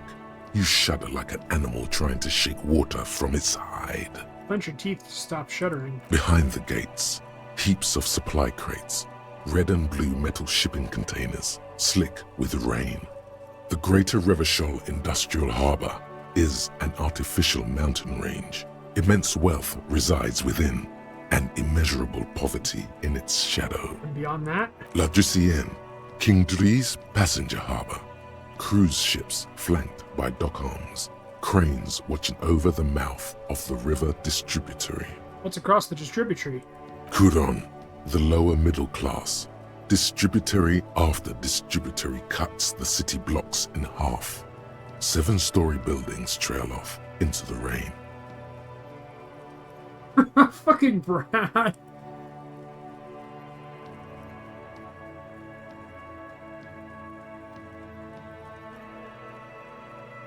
A silvery curtain of rain over the houses.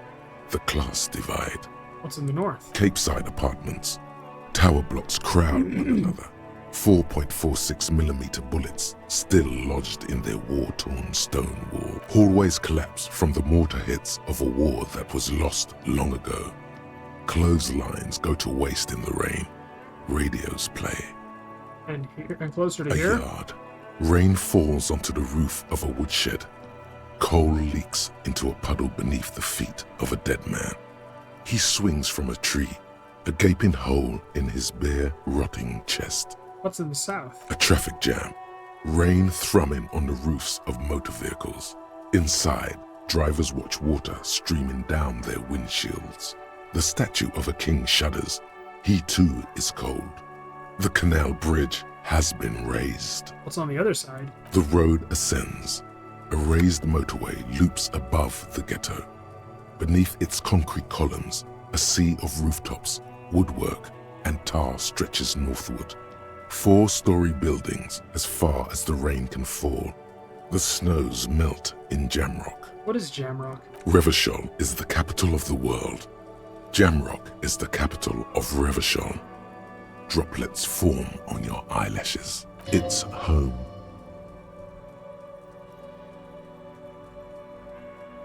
I'm not reading that because it's stupid. Have a brother in the cut. Where the wood at? Why am I not there? To be in Martinez, where no one goes, at the runoff point of a long-forgotten canal, in the whitest part of town, in the shadow of the day the revolution fell. What am I doing here? Standing in the rain, looking north, where Jamrock Rock City stretches inland. Shudder. In the rain-swept distance, above the rooftops of Jamrock, a repurposed silk mill stands perched above the motorway exit. Precinct 41 hunches in the rain. Your vision blurs. You wipe your face with your hand. The rain stings your eyes, making you look up and blink. What's above? Coalition aerostatics hang like apparitions under the cloud cover. Way up there, where rain forms, rotors flutter silently. Your sight clears. Motherfucker. This rain will not let up anytime soon. You should get a raincoat. There's a freight to the east. They sell them there. I will be right back. I need to go get my laundry out of the dryer.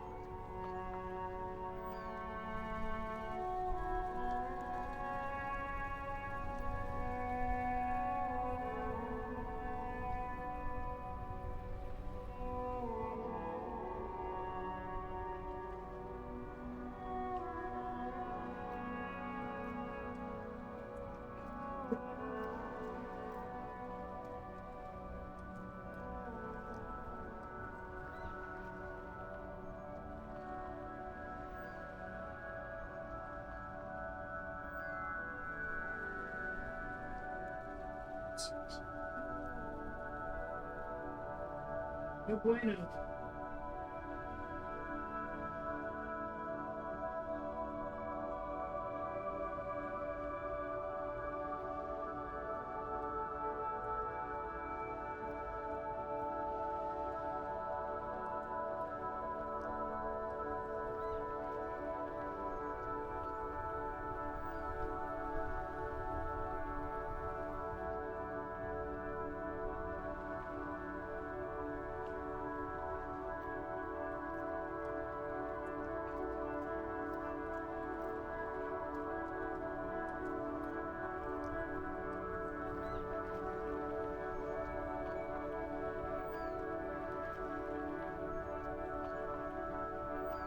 Coffee.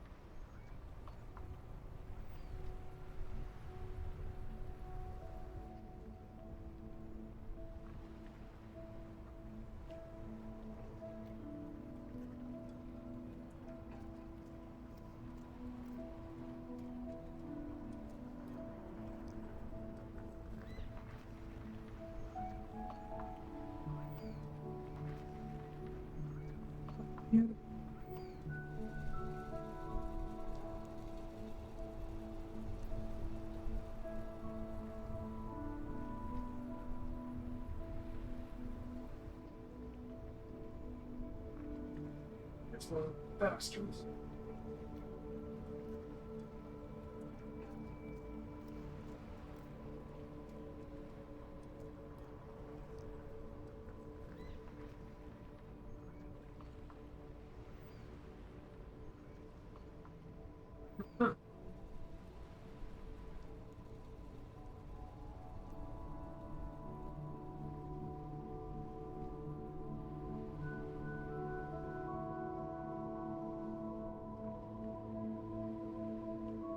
Huh.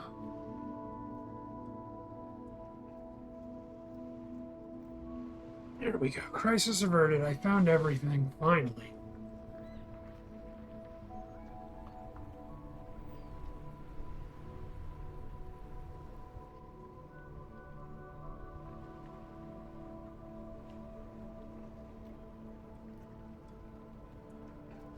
Okay.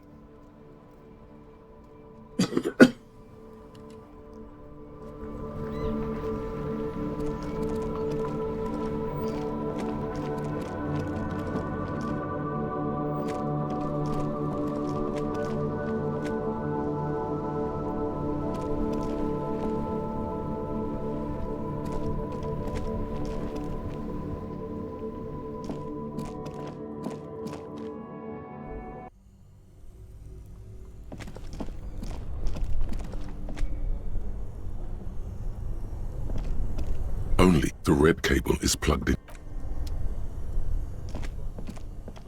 This orange machine is dead still. It has a hand-cranked ice cream churner and an electric freezer.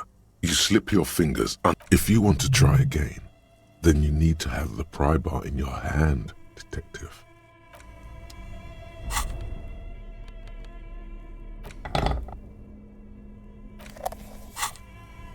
This orange machine is dead still. It has a hand-cranked ice cream churner and an electric freezer. The ice around it slowly melting. The ice squeaks beneath the pry bar. You think you've got the bar jammed in there pretty well, but the lid simply won't budge. You see the pry bar's metal handle bending right before your very eyes. Yeah, well, that's a good pry bar. I'm not criticizing it, but this ice cream maker is frozen shut. It takes an advanced tool to get it open. Advanced? Where do we get one? I have no idea, officer. This ice cream maker isn't important enough to requisition a special tool. Sooner or later, you will stumble upon a tool mighty enough. Then we will know what's in this mysterious ice cream maker.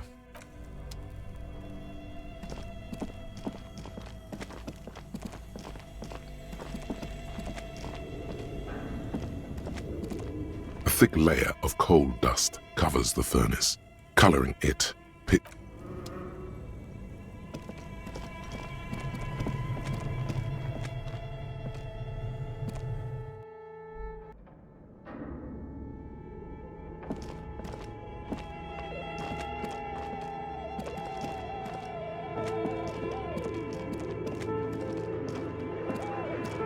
As before, and this is directly above the central furnace in the cellar. The voices probably came from here. Hello, I yelled, but it didn't work. Again, your voice becomes a raspy croak mid-sentence. It's silent in the abandoned office building. No one answers you. Sire, may we suggest something? Think of the yelling into the furnace as a grand performance. Use your chest voice, not your head voice. Sing from the diaphragm. Perhaps it's not such a bad idea.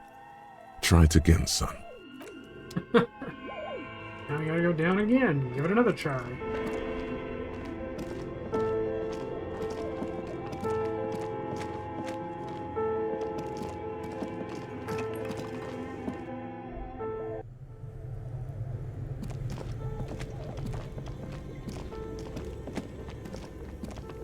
A thick layer of coal dust covers the furnace, coloring it. Something breaks loose in you. A mighty bellow echoes throughout the chimney's depths. The chatter of tiny voices above suddenly cease. Then, Hello? You've awakened the entity, and it's a woman. Of course, the malicious entities are always women. This is the police. Who's there? Hello? Did you say anything? I can't hear you. Please come upstairs. There's a safety curtain on the second floor. I'll open it. After you, officer.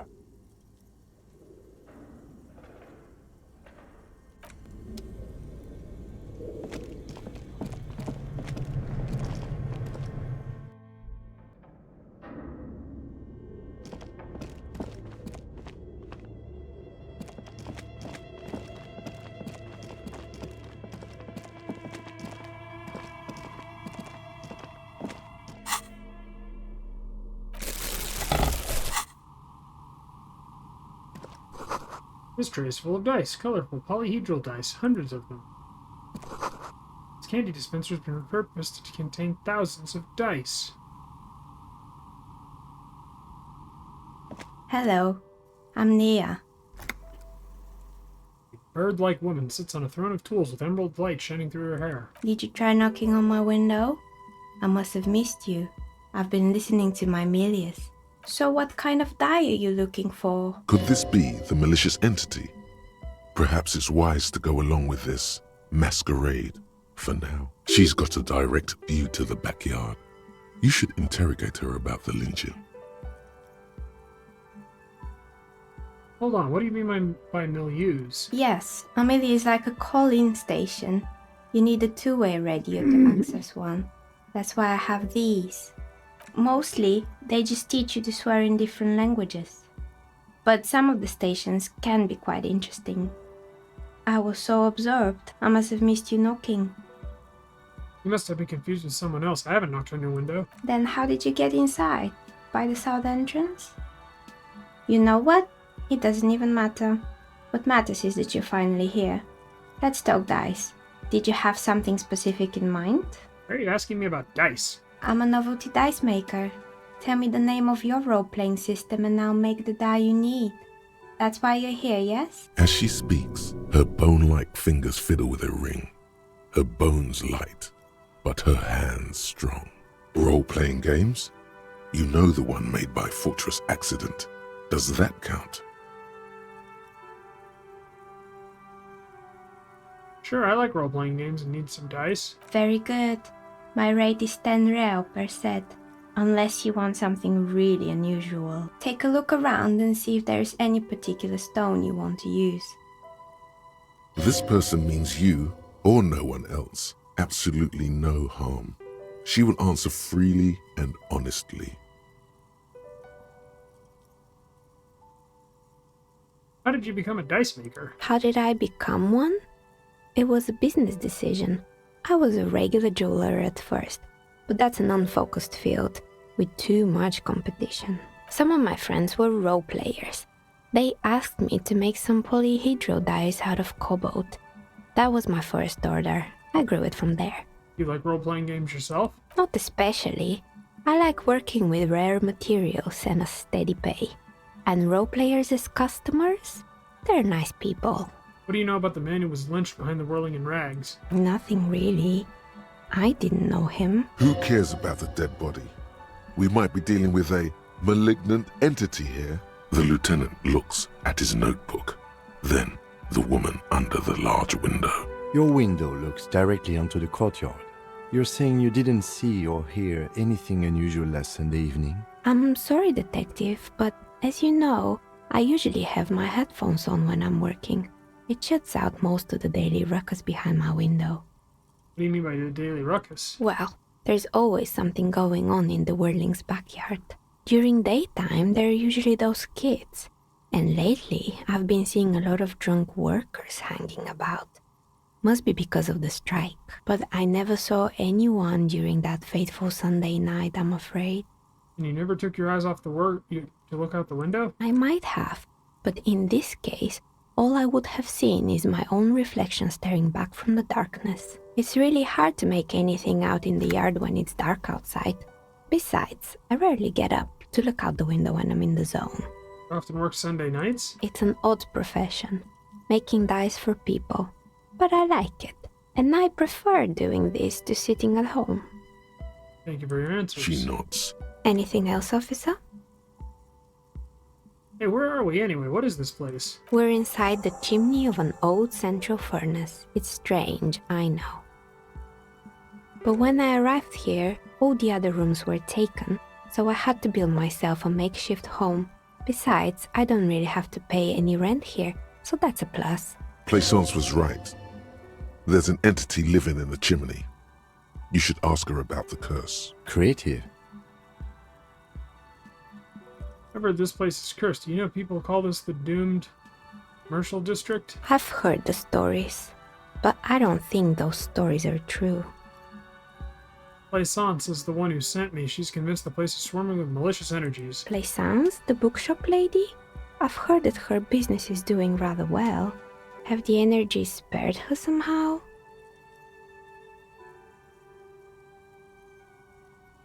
Actually, the bookstore isn't doing that well. There are hardly any customers, and she has to exploit her own daughter to keep the company going. Oh, right.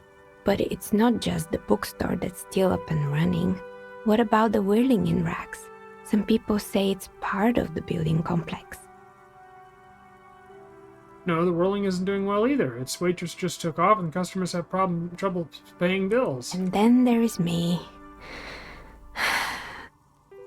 I've been here for 14 years, selling novelty dice to role-playing enthusiasts. Not exactly a million-real business idea, yet somehow I've survived despite the talk of malicious energies. Strange, isn't it? It's because she's in cahoots with the demons.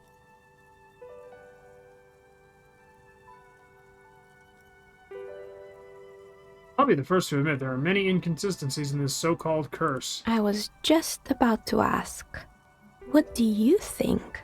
Do you think the curse is real? The jig is up. The she-demon knows you've uncovered her true identity. Time has come to face the source.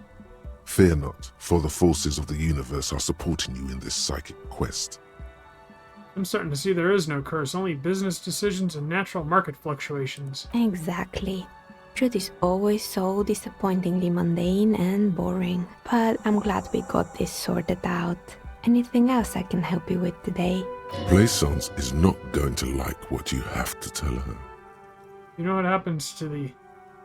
You know what happened to the other tenants? Everyone else is gone. More or less. Are you interested in anyone specific? There used to be a hair salon here, right? Yes, I think it was called Androgynous Orlando or something similar. They weren't a big hit around here. Turns out that working class men don't like genderless haircuts. They're scared of that word. You wouldn't like it either. The others would laugh at you. I guess I'm a simple man. I don't really have any opinions on hairstyles. Me neither. I just want it off my face. What happened to the gym? It wasn't merely a gym, it was Artemiteps Boxing Club, a community project created to steer at-risk youth away from drugs and crime. Maybe that's what Kuno needs, a community-centric boxing club. Kuno. Who's Kuno? He's a little ginger gremlin who likes to defile dead bodies. Oh yes, you mean the kid with the sailor's mouth. Yes, I've heard him yelling profanities in the backyard. I think it would take more than a gym to help that kid. And who is Armitep? A kind man, from Zemsk. I heard he had some trouble with the law when he was younger, and that's why he wanted to start the gym, as his way of giving back. Judging from the kids I've met so far, it didn't really work, did it? It didn't. If anything, it made the youth situation in Martinez even worse. At some point, someone started a rumor that the punching bag downstairs was full of amphetamines. You should have known it. Eventually, the coalition took away the funding and the club went bankrupt. This was a few years ago. It's gotten much more peaceful around the plaza ever since. What's up with the broken windows? Oh, this one's a mess. There used to be a company that promised to repair windows 24 hours a day. What could go wrong with this one, right? Turns out, the business was actually set up as a front for an illicit group that was producing snuff milias. Who would have guessed? And they never cleaned up the debris either. Now it's just littering the hallway and I have no idea how to get rid of it on my own. What's a snuff milieu? It's a Sub Rosa radio station that broadcasts real murders with real victims. Some people pay good money to get off on it. What does she mean, to get off on it? Don't worry, the ICP has a separate division that deals exclusively with unlicensed sub-roses. This isn't our problem. Good luck with that. It's not easy catching those perpetrators. Someone here makes stuffed animals? I saw a ton lying around. You mean Mr. Fabron, the taxidermist? No, he mostly just did drugs. But what drugs exactly? Anything else? I found creepy mannequins. There used to be a fashion atelier here, but I have forgotten the head designer's name. They were doing well for a couple of years, until the insect rights activists came. Insect right advocates? What in the name of... The atelier produced a certain collection that used chitin among the materials. Apparently chitin is made in the Occident, where it's extracted from beetle wings. And you know how all kinds of political movements are big in the Occident. The activists shut down the biggest chitin supplier, which of course caused the price to skyrocket. And, naturally, all the most fashionable tastemakers refused to be seen in chitin from then on. The atelier went bankrupt before they could finish the collection. But insects don't have brains or feelings. Actually, insects do have brains. But yes, I understand what you're saying. I think the protesters took it a little too far. Anything else? What's up with the rotor blades and skis? They were made by a company called Slipstream. After they pivoted from making rotor blades to skis, their chief executive took off on a vacation with all their money. Honestly, I think it's quite funny. I think he's still sending out holiday transmissions from Tulula or Tiumotiri or Hashtkor or wherever he is. Unhonorable. Maybe, but Slipstream's history now. All their remaining assets got seized by the bailiffs in 47. I have no idea why those skis and blades are still lying around in the house. Not much use now, I guess. Found a strange machine. Fortress Accident, the radio game studio. They were an interesting bunch. We talked about role-playing systems every now and then. Once, I even saw two of them get into fisticuffs over Wirral. They certainly took their work very seriously, even if they seemed to be chronically liberal with their schedules. What do you mean? The usual. They ran out of money and couldn't get the project done on time. What went wrong? Well, I did hear them talking at times. They seemed to believe they were historical individuals on some grand quest. From what I've seen so far, the project did look quite impressive. Yes, but when the money started to run out, they just began to complain a lot about capitalism. You know, how the markets are rigged to keep out new businesses and so on. In the end, they just didn't get it done. They didn't have enough willpower to produce something truly historic, and to show up to work on time. She's right. Showing up to work on time is important. Showing up to work on time is hard. No, scratch that. Showing up to work at all is difficult, especially if you've been drinking. You're right, they should have just tried harder. They had everything needed to succeed. Still, not everyone is going to make it. That's the nature of the game. The dice is black and filled with little silvery flakes, like snowfall. Anything else? There's a terrifying taxidermy bear in the cellar. Oh boy, the fabled Revachol ICT. You're in for a treat here. The place was owned by two guys who had some rather innovative ideas about marketing. The bear was one of them. Now ask me about their other ideas. Okay. There was really just one, and it involved picking out the prettiest girls in the neighborhood and paying them 20 cents per hour to man the booth. And by man the booth, I mean slump behind the counter with a face that could maim you if you ever dared to disturb their bored magazine browsing. Sounds like she really didn't like those girls.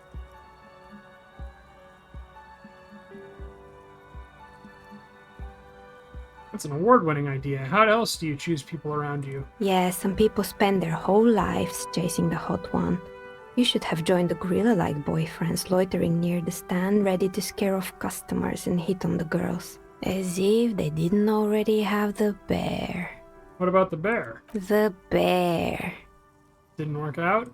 Of course not. The bear was terrifying. No one wants ice cream guarded by a hostile apex predator. To make matters worse, the fridge didn't work too well either, and half the ice cream came out malformed and partially melted. Eventually, Ravishell Ice City lost the price war to its rival, Glacé 5000. Glacé 5000 sold caramel sundaes for only 5 cents apiece, out of regular fridges. It's the market doing its job. Maybe, because the taxidermist who made the bear definitely wasn't. Doing his job, I mean. How come? He said that the bear was his vision beast. He said he met his vision beast while high on desiccants. Called it Megatherion.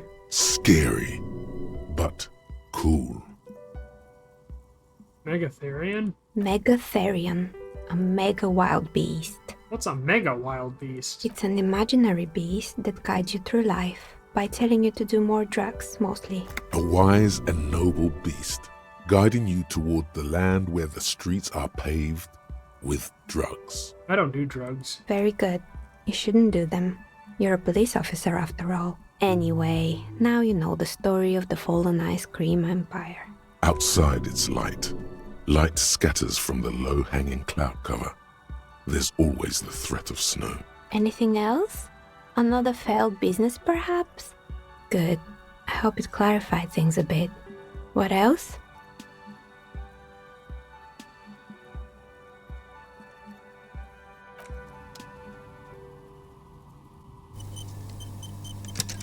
Oh, it's you again.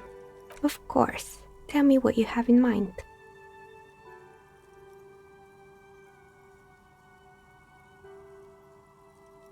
You have any cursed dice? What do you mean by cursed?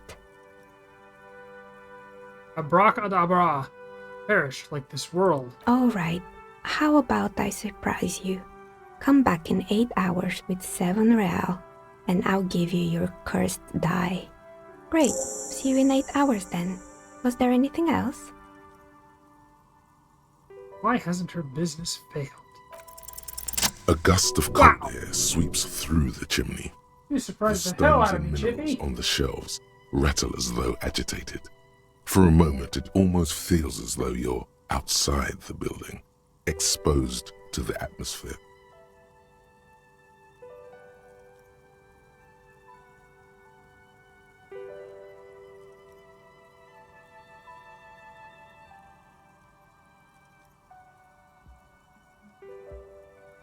Whoa, whoa, whoa. I will be right back again. Come on, Chippy. I know what you want. Come on. Yeah, come on. Come on.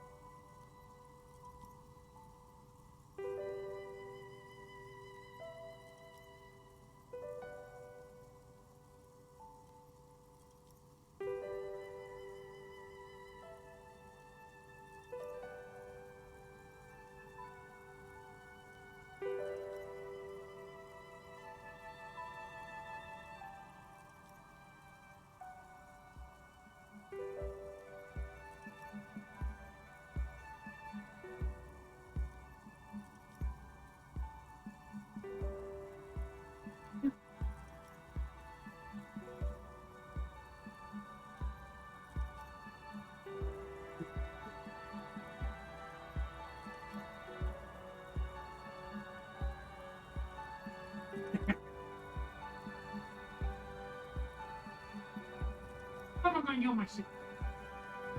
Bugging our neighbors all the time. You know, bugging our neighbors all the time. Oh, you're so funny.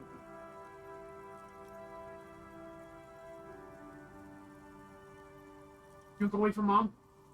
Go away from mom! Don't let me stop you. Oh, do you want hugs? Oops, sorry. He's not.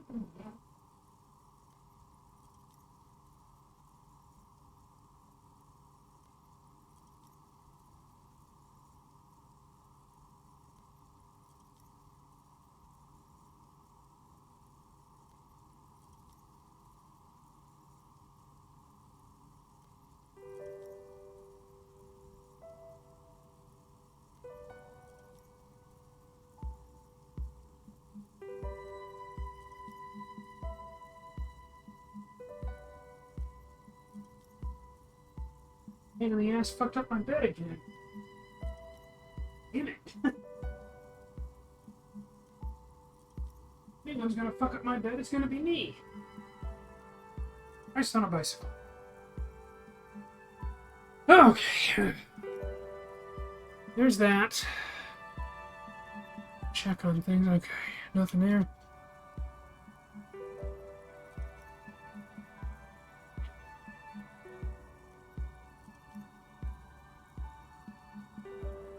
I think I know why your business hasn't failed. Didn't we already talk about this? It's because you're not in the same building as the others. This isn't technically the doomed commercial area. What are you talking about? My address is exactly the same. Rue de Saint-Guelain 10. No, the old coal plant that used to be here was subsumed into the new venture. Its ruins swallowed up. Yet it has a different address in the heart of the city. No, this used to be a coal plant. You're in the chimney of another building. This doesn't make any sense. Are you saying my business was spared because of a technicality? Where is this coming from? I'm just using logic. It's windy in here. You probably haven't even properly sealed the chimney crown. You're right. I should take a trip to the roof once the snow is gone. Does it mean that I'm safe from failure? Don't let her become complacent. She still needs to ward her soul against the evil forces. No one's ever really safe from failure. She starts laughing, her fingers trying to rub away the exhaustion from her face. What? Do you know what this is?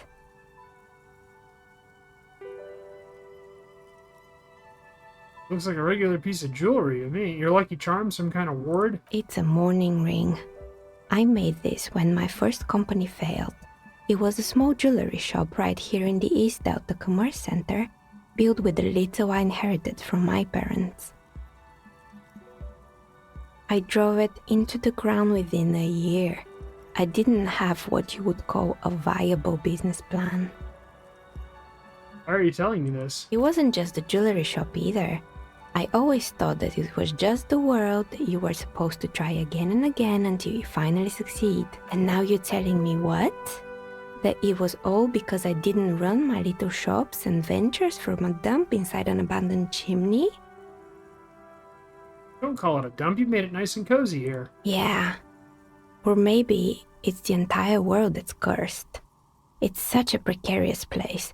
Nothing ever works out the way you want it. That's why people like role-playing games. You can be whoever you want to be, you can try again. Still, there is something inherently violent even about dice rolls. It's like every time you cast a die, something disappears. Some alternative ending, or an entirely different world. But anyway, thanks for sharing your theories, officer. The precarious world. All red checks fail. Seems like the point of this game is victory, the absence of defeat on all fronts. Victory is in business ventures and creative undertakings. Victory in love and even other people. Political victory. Ideological victory. Hell, even sexual victory. Definitely a lot of object-based victories too. Having things and not losing them. One problem though, not a lot of victors in sight. Everyone's mostly losing. Why is that? And how do you not lose?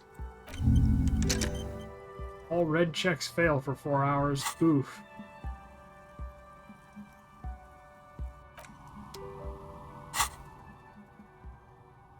Cool, I'm about to gain a level. Hopefully we can...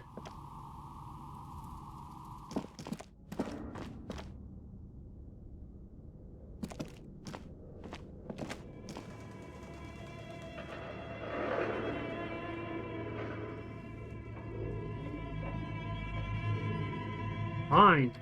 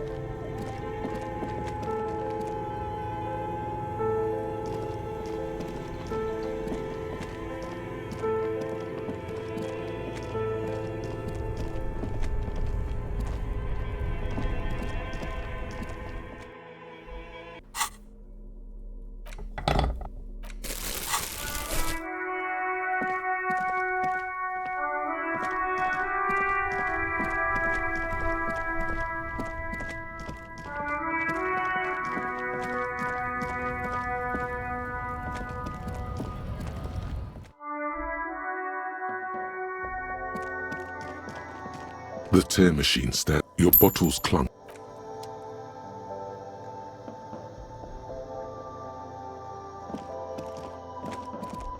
A colourful display of... Again, I'm obliged to inform you that both alcohol and cigarettes damage your health.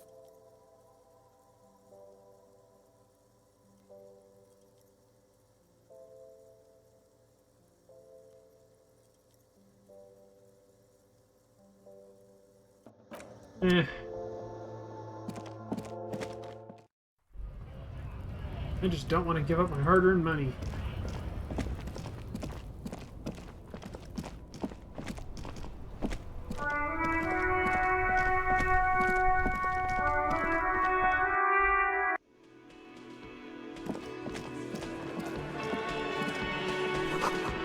It's a bowl. There's spit in it, reeking of tobacco.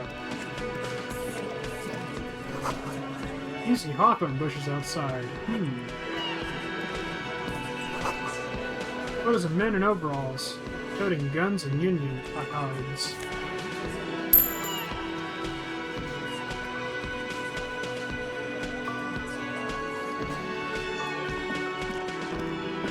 Let me handle this. You seem a little different today. Less hospitable. You are far from home, Lieutenant. This isn't a district known for its love of self-proclaimed militiamen. You're not a gardener? That's right. I'm not a gardener. I'm a legal counselor for the Dock Workers Union. Enough. Let's talk seriously. Not a muscle moves in her face, but her eyes trace yours, stern and perceptive. You are looking for Titus Hardy, who you think has information on a murder the RCM is investigating. You want to interview him. That's Titus. Talk to him. But know this. I'll be keeping an eye on you. No strong arming. Nothing official.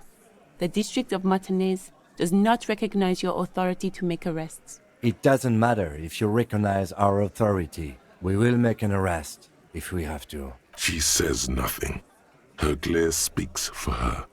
What's your role in all this? Like I already told you, I'm a legal counselor. Do you have hearing problems? What if I want to talk to you, not Titus? What you want is of no significance, officer. Don't test your authority. In Martinez, you are no one.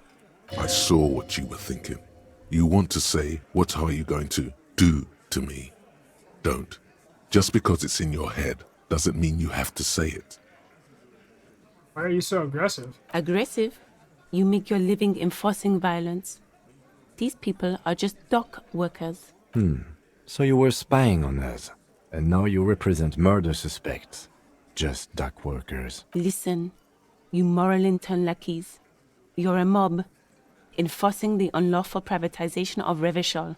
20 fat men in the Occident are stealing it all, and you're their bodyguards. Fuck yeah. So ask what you came to ask, or get back to your commanders.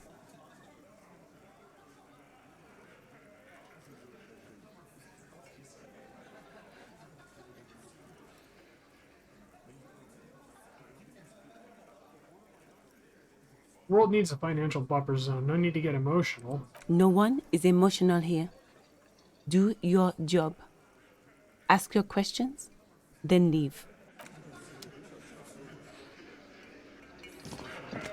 This is where you say your bit.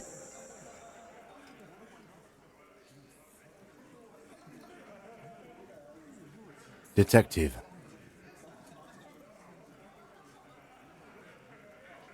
Hey, dipshit. You hard of hearing or something? What, is he fucking kidding? This guy high or something? Hey, asshole, up here. We're talking to you. We're looking for Titus Hardy.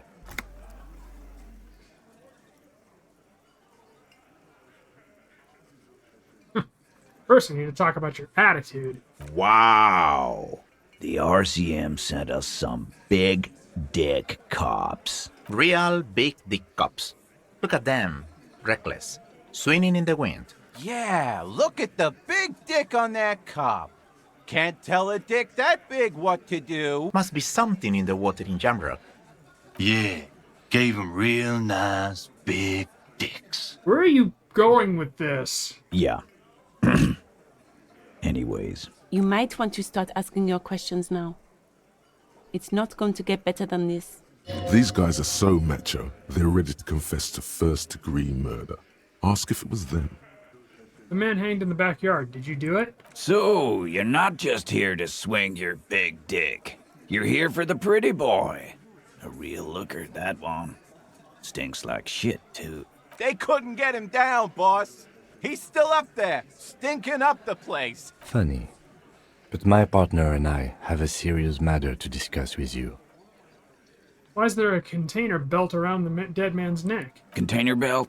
Like we use in the harbor? Yes, why? Because we took it from the harbor where we work. Then we went out back and used it to hang him. As he speaks, his fists contract, going through the pulling motion again, savoring it. We did this together, all of us, until he was dead. That's why there's a container belt around his neck. Aha, so you just confessed to murder. Goddamn right. No. These 7 honest men have equally come forth. They told you what happened so that you don't waste any more of your time.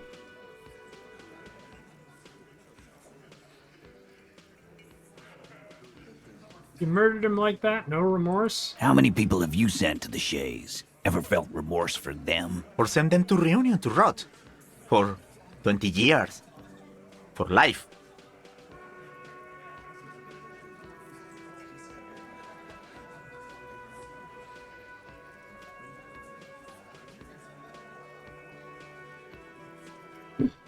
What we do is different. We enforce the law. You just kill people like it's nothing. But you see, a lawman, is something people agree upon. And here in Martinez, we agreed that this man had to die. Who called the shots that night? Are you deaf? There will be no singling anyone out. You can't arrest a Hardy boy without arresting all Hardy boys. Do you think you could do that? Do you think you could arrest them all? No, but seriously, who calls the shots around here? Who do you fucking think does?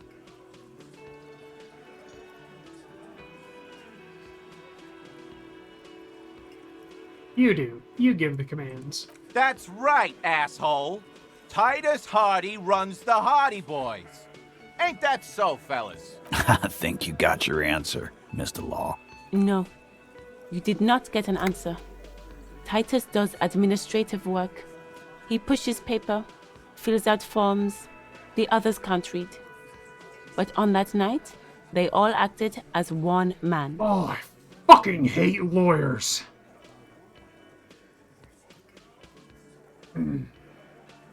When did this hanging incident occur? You don't have to keep answering his questions. I know, Lizzie. Relax. We killed him last Sunday night. Seemed like a good way to end the week. How long had you known the victim? Known him?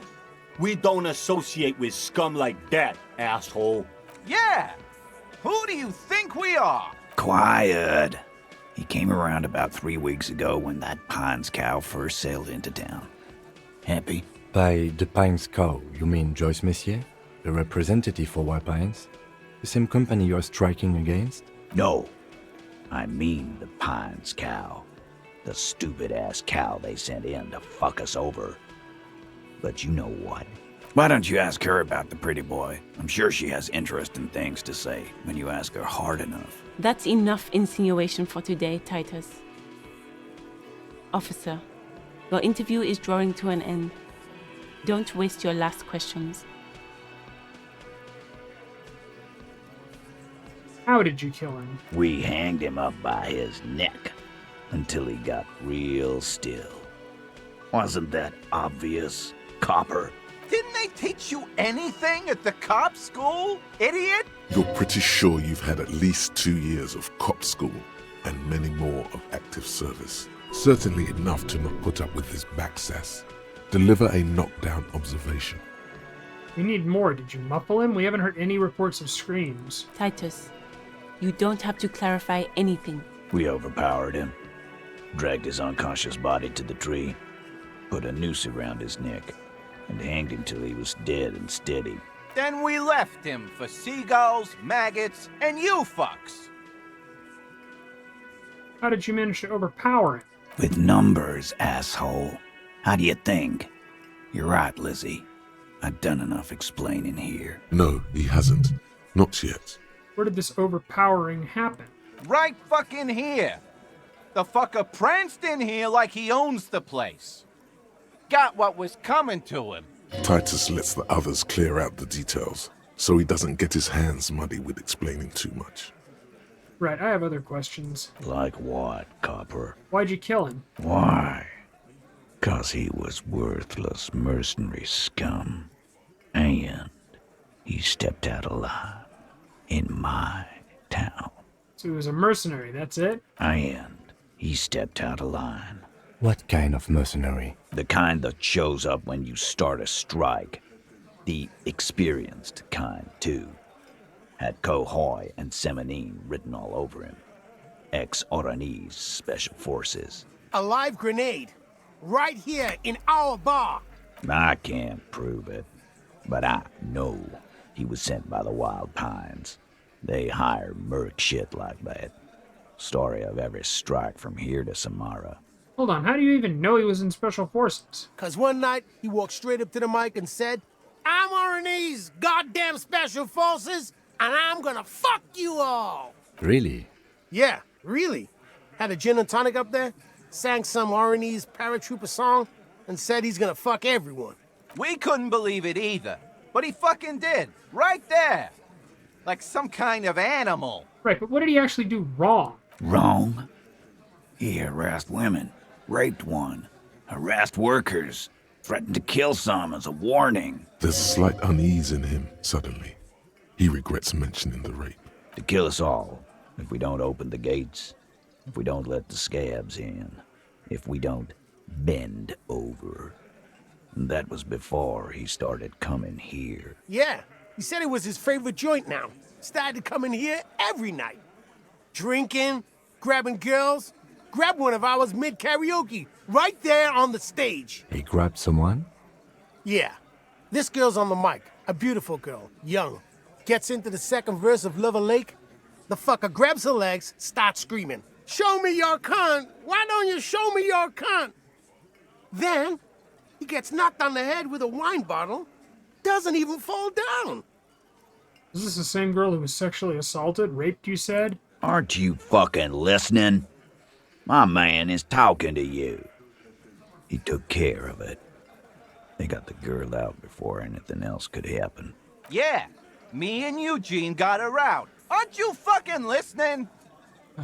Right, but who did he rape? This is a very serious allegation. No, you're not getting the name. That's a Martinez matter, and I'm not discussing it with you clowns. There's nothing you can do for now. He's stonewalling you. So what will we do now? Nothing. Your investigation here is done. Leave Martinez, go back to your stations where you belong. I think we're going to stick around, thanks. Some things don't add up here, Titus. I've done this job for long enough to know that people don't just confess to first-degree murder. Even if it is a group responsibility, we're going to look into this. Good luck with that. You've heard everything a rent-a-cop is gonna hear from us, real law officials. You're lucky you didn't get a beating. Rent-a-cop? So that's what this is about. He doesn't see you as his equals.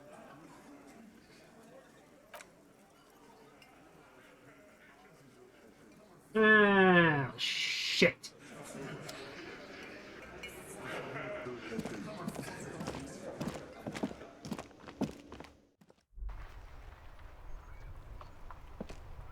Yes?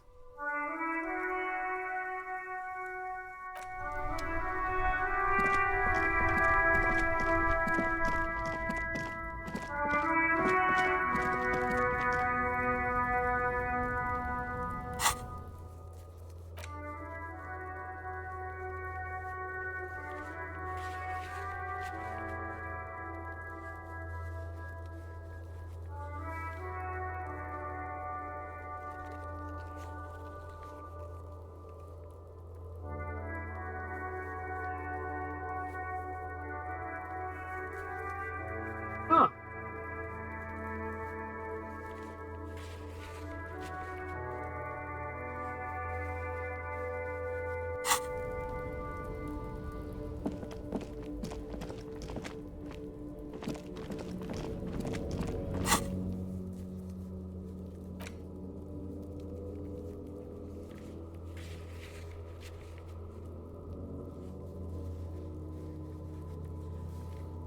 That's nice.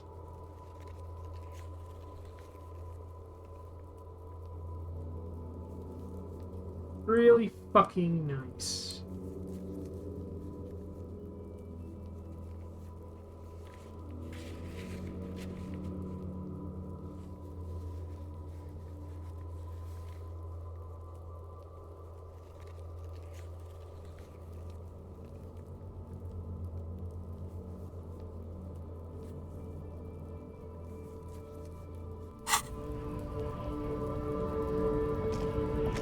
Looking for something? Men like this Oh, thank God. only respect two things: strength and fear. Time to turn up the volume. Show me our lorry right fucking now. The lady driver's lorry. Where is it? Fuck you, I told you. I'm not gonna... There. His voice grows smaller as yours.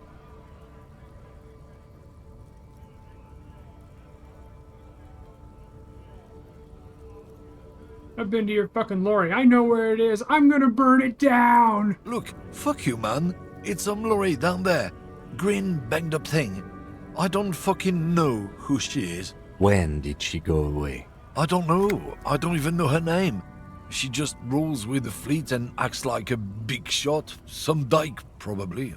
I haven't even seen her for days. Now it's not a big deal for him anymore. This is how he saves face. Where exactly is her lorry? Past the monument. Down there. The Green Temple. Now leave me the fuck alone, okay? A small temple by the monument. Green. Let's get into that lorry. We're gonna make things happen.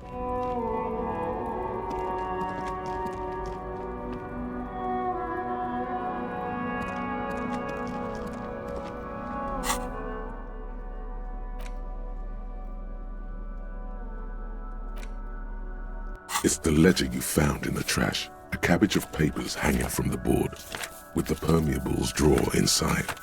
It's barely held together by a clip, then made complete by the faint smell of urinal cleaner.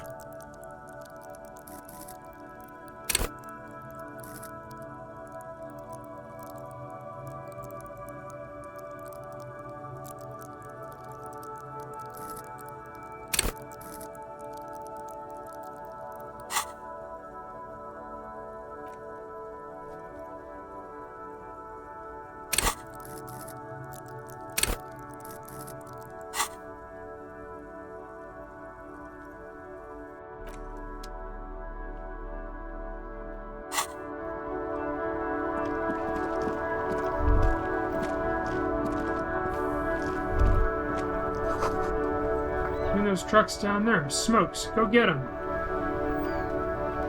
Oh, nice.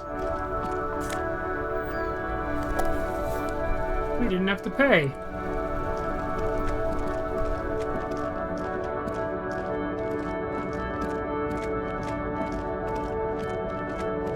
Ah, here we are. This screen found A to Z Contemporain is parked in the shadow of the ruins looming overhead. It's seen better days. This must be the one he told us about, unless he was lying. Try the door handle. The door is locked. The handle looks shiny, like it's recently replaced. Try to peek in the window. The glass on the side windows is tinted and covered with dust. You can barely make out the shape of the seat and 2 steering levers. How are we gonna get this open? Use the pry bar to smash the window. Open it from the inside. Good idea. I don't know how good it is, but this investigation has taken long enough. We can't afford it to take any longer.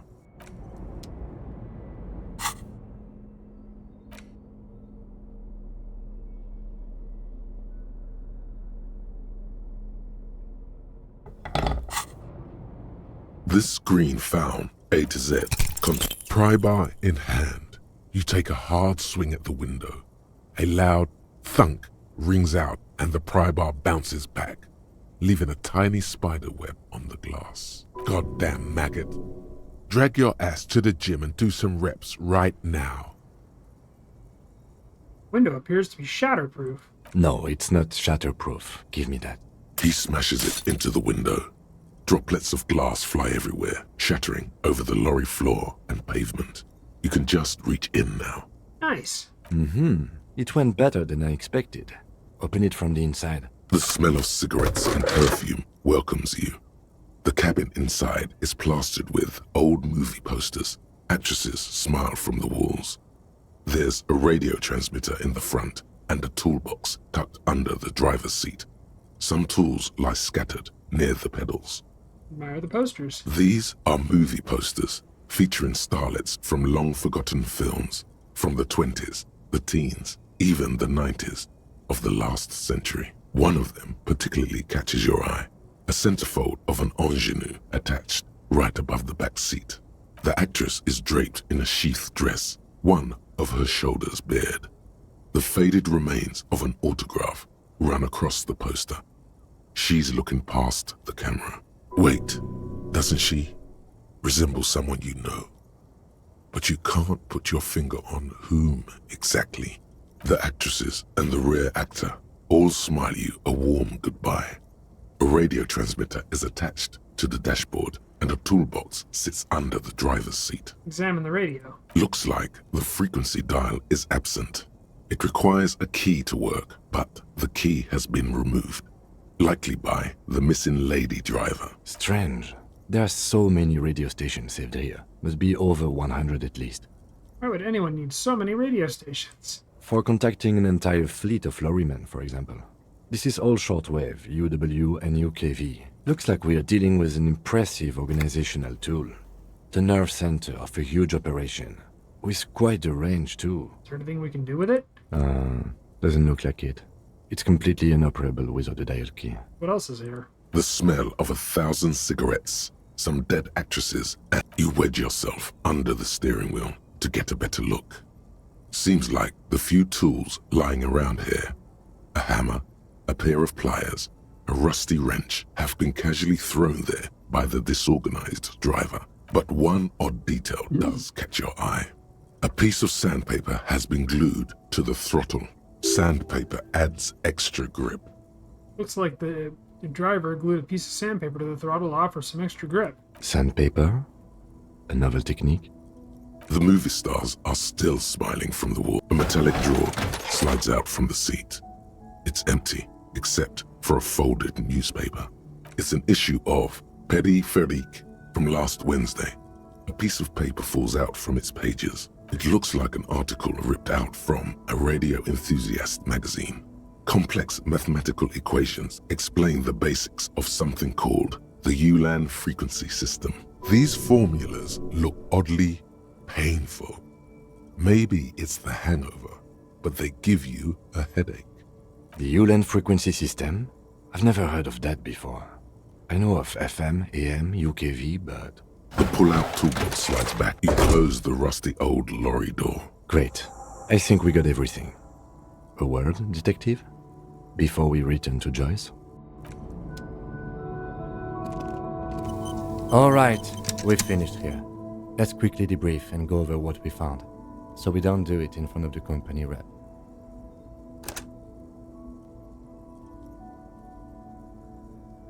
Seems like something the police would do. What do you think of all this, Cam? Honestly, I'm quite worried by what we've seen so far. The evidence seems to point to a rather extensive and well-organized operation. I'm especially intrigued by that radio transmitter, particularly the sheer number of stations it can connect. Looks like this alleged drug trade casts a wide net. I'm not sure what the ULAN frequencies are all about, but they may hold some significance. Perhaps it's a better way to connect between fleets while avoiding frequency bleed, or maybe it's used to tap into RCM networks. Listening in on your calls between you and your station, a worrying prospect. How do you think this is connected to the Union? We didn't find anything conclusive linking them to the smuggling operation. But somehow, I doubt that Everard Clare would be oblivious to something like this happening right under his nose. My suggestion is, we use it against the Union in any way we can, to our own ends. It's a slippery hill, but we just might be able to pin them down, indirectly, down the road. What about the posters? As elegant as they are, I don't think they are relevant to the drug trade. Don't be fooled. Desire always plays a role. Maybe the trader is some kind of cinephile. Yes, well... Unimportant. Will the RCM open an investigation into this? We should return to the murder case. See what Joyce tells us about the lynching. When we are done for the day, I call my station and suggest our narcotics department look into it. There are more than enough grounds to start an official investigation, sometime later when we are done here. We do not want to get caught in that. The fact that one hasn't started already gives me pause. An investigation, I mean. Especially if the Madrid grouping is involved, and I can't imagine they aren't. It's certainly worrisome. Corruption? All the same, I don't like the idea of internal affairs descending on the matter. That won't help anyone either. Debrief over? Debrief over. After you.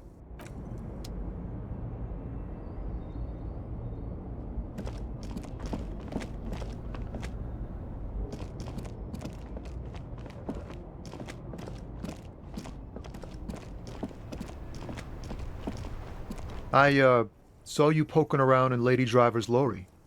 She in trouble? The racist told us where her cabin is. We only searched it. Still better than me, I guess. Told you there's plenty of others who'd tell on her. But, is she in trouble? There's going to be an investigation. It's that bad. Man, what should I do? What should I do to help her? I really don't know. No need for you to do anything. Don't worry, the police are looking into it. No, I better not say that. I really don't know. Damn. I always warned her to watch herself. Man. Nothing to do now, I guess. Maybe I should just keep my head down and work on my rhymes while I can. What's the plan with those rhymes, anyway? Oh, you know. Tommy Leham's gonna be a musician. Sprechgesang, but with beats. I've got a lot of free time on the road to hone my craft. Why Tommy Laham? Tommy Laham was taken. My real name's Jerry Lafitte. Tommy's way better. I have another question. The man taps his fingers rhythmically against his arm.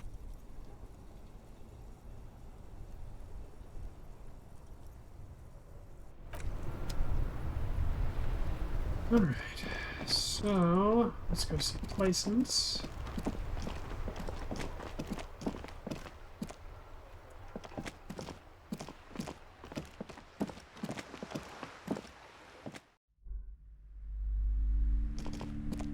You're alive and well. Don't keep me waiting now. What's in there?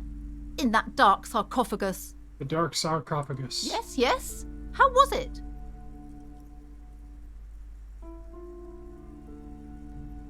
It was a charnel house of failed business enterprises leeching life energy from this bookstore. I knew it. Oh, such horrors that have been thrust upon us. But what else did you find? Did anything survive? No, of course not. Have you located the entity I talked to the entity. Her name is Nea, and she's a novelty dice maker. A novelty dice maker? Well, spit it out. Why does she need the dice? For some kind of sorcery? Sometimes they use the ankle bones of sheep. No, ma'am, I have felt her aura. She is not the one to blame for this curse. I don't understand. If it's not her, then where is the source of the doom? How did she explain the curse? Before you say anything, ask yourself, is the woman really able to withstand the truth? Just don't say you don't have any answer yet. The uncertainty is killing her. To hell with it. Perchance you ought to just lie, sire.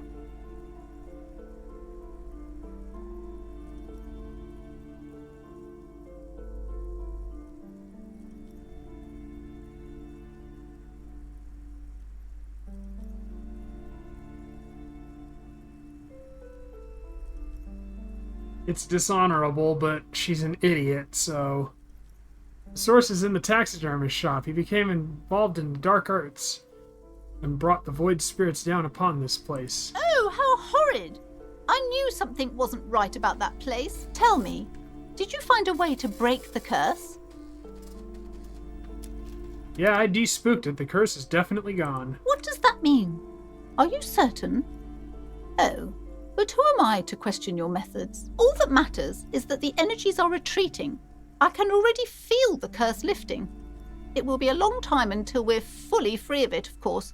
But still, thank you, officer. Truly, you've brought a better psycho-emanation to this humble bookstore, and that's no small achievement. She so badly wants this to be over. She would have believed anything.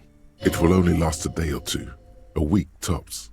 Then her mood will sour and she will feel the curse again. All right then. All's well that ends well. Should we return to our ordinary lives? Christ.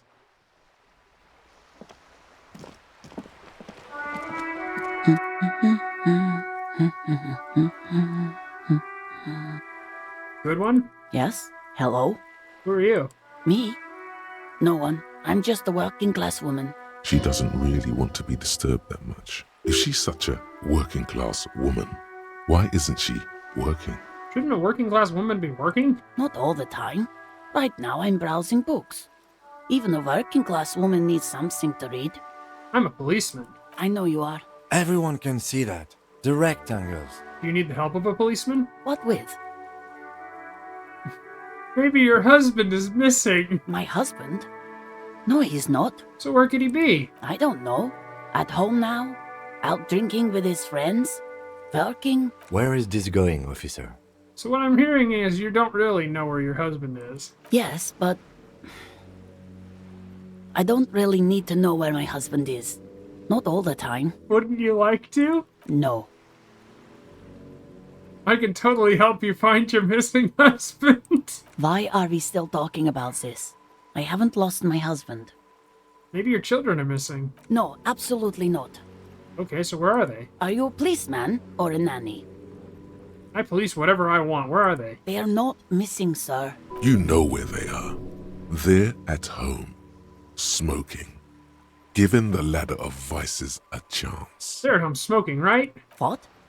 That's just... My daughters are perfectly fine. They're with their friends down in Jamrock. There's nothing to worry about. They're almost grown up now anyway. They're past the age they need me protecting them from everything now.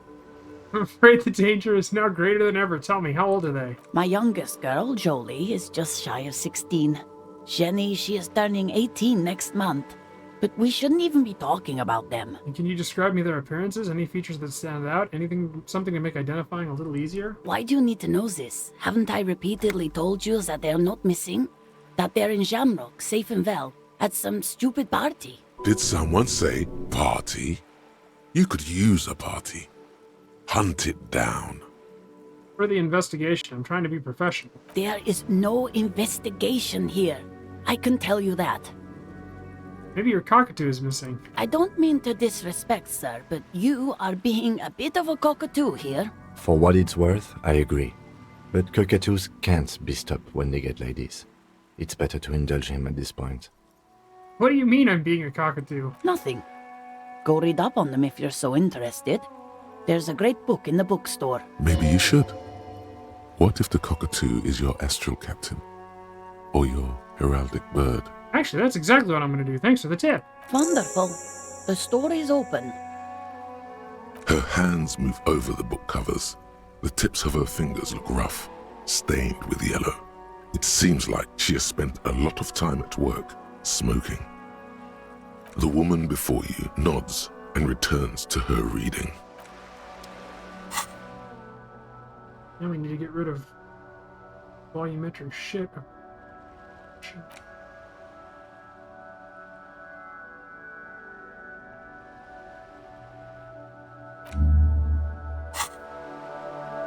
Goddamn thing.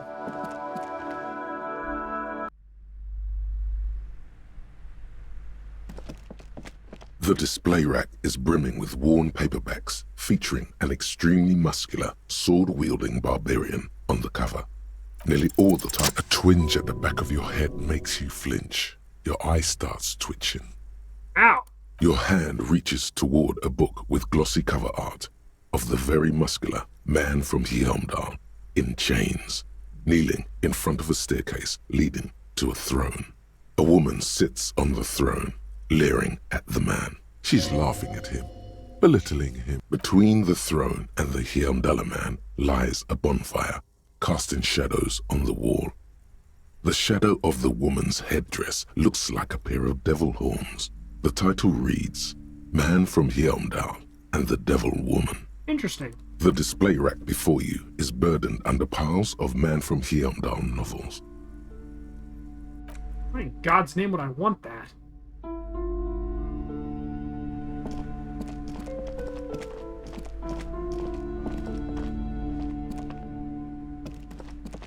A sulfur-crested cockatoo sits on the cover, its beak slightly open. It looks as if the bird is calling out the book title, From A to Zurich, a guide to a well-behaved cockatoo. Turns out that there are so many different cockatoo species, and they all have behavioral problems. It's a must-have if you own a cockatoo. I've heard they're quite capricious. Oh, a nature enthusiast. Good choice. I knew it was a good idea to keep that around.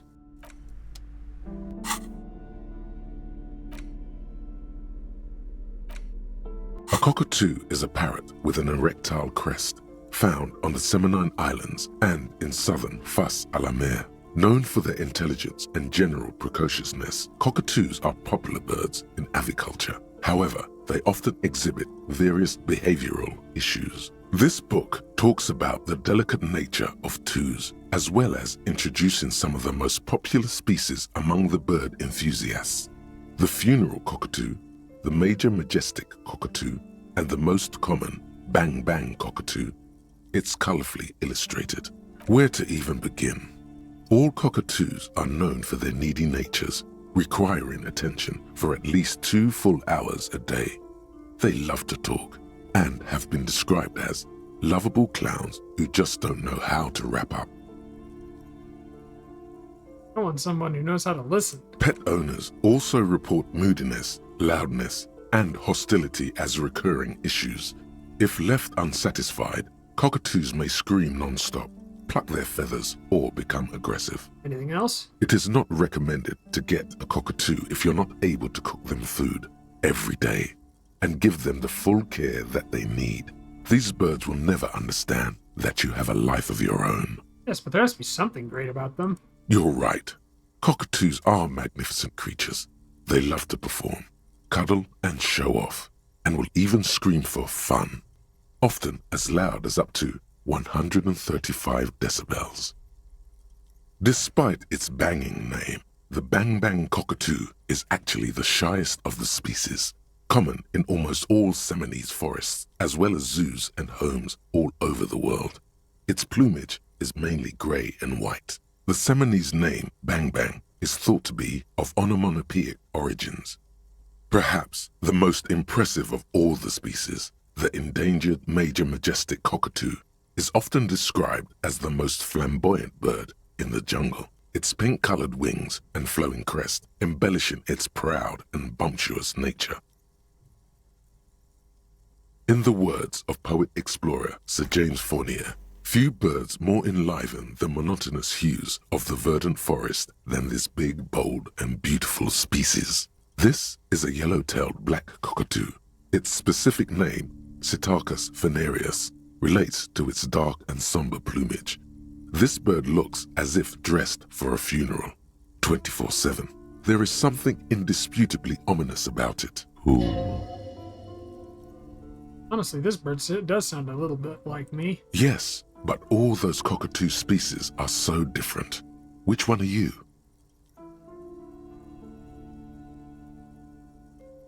Only the funeral cockatoo in its darkness can truly grasp the depths of my doom-laden soul. You're right. You're Psittacus venereus embodied. This ominous bird belongs on your heraldry. The opener of the 8th seal. I got an achievement.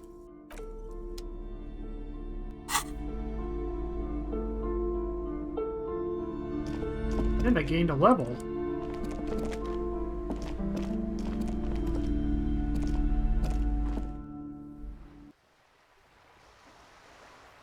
Oh shit! It's almost 10 o'clock. I'm gonna go to bed. I have been I've been Max Angor, and I will see you all tomorrow.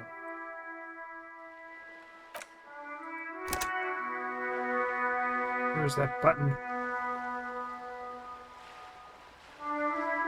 Wait, that didn't work.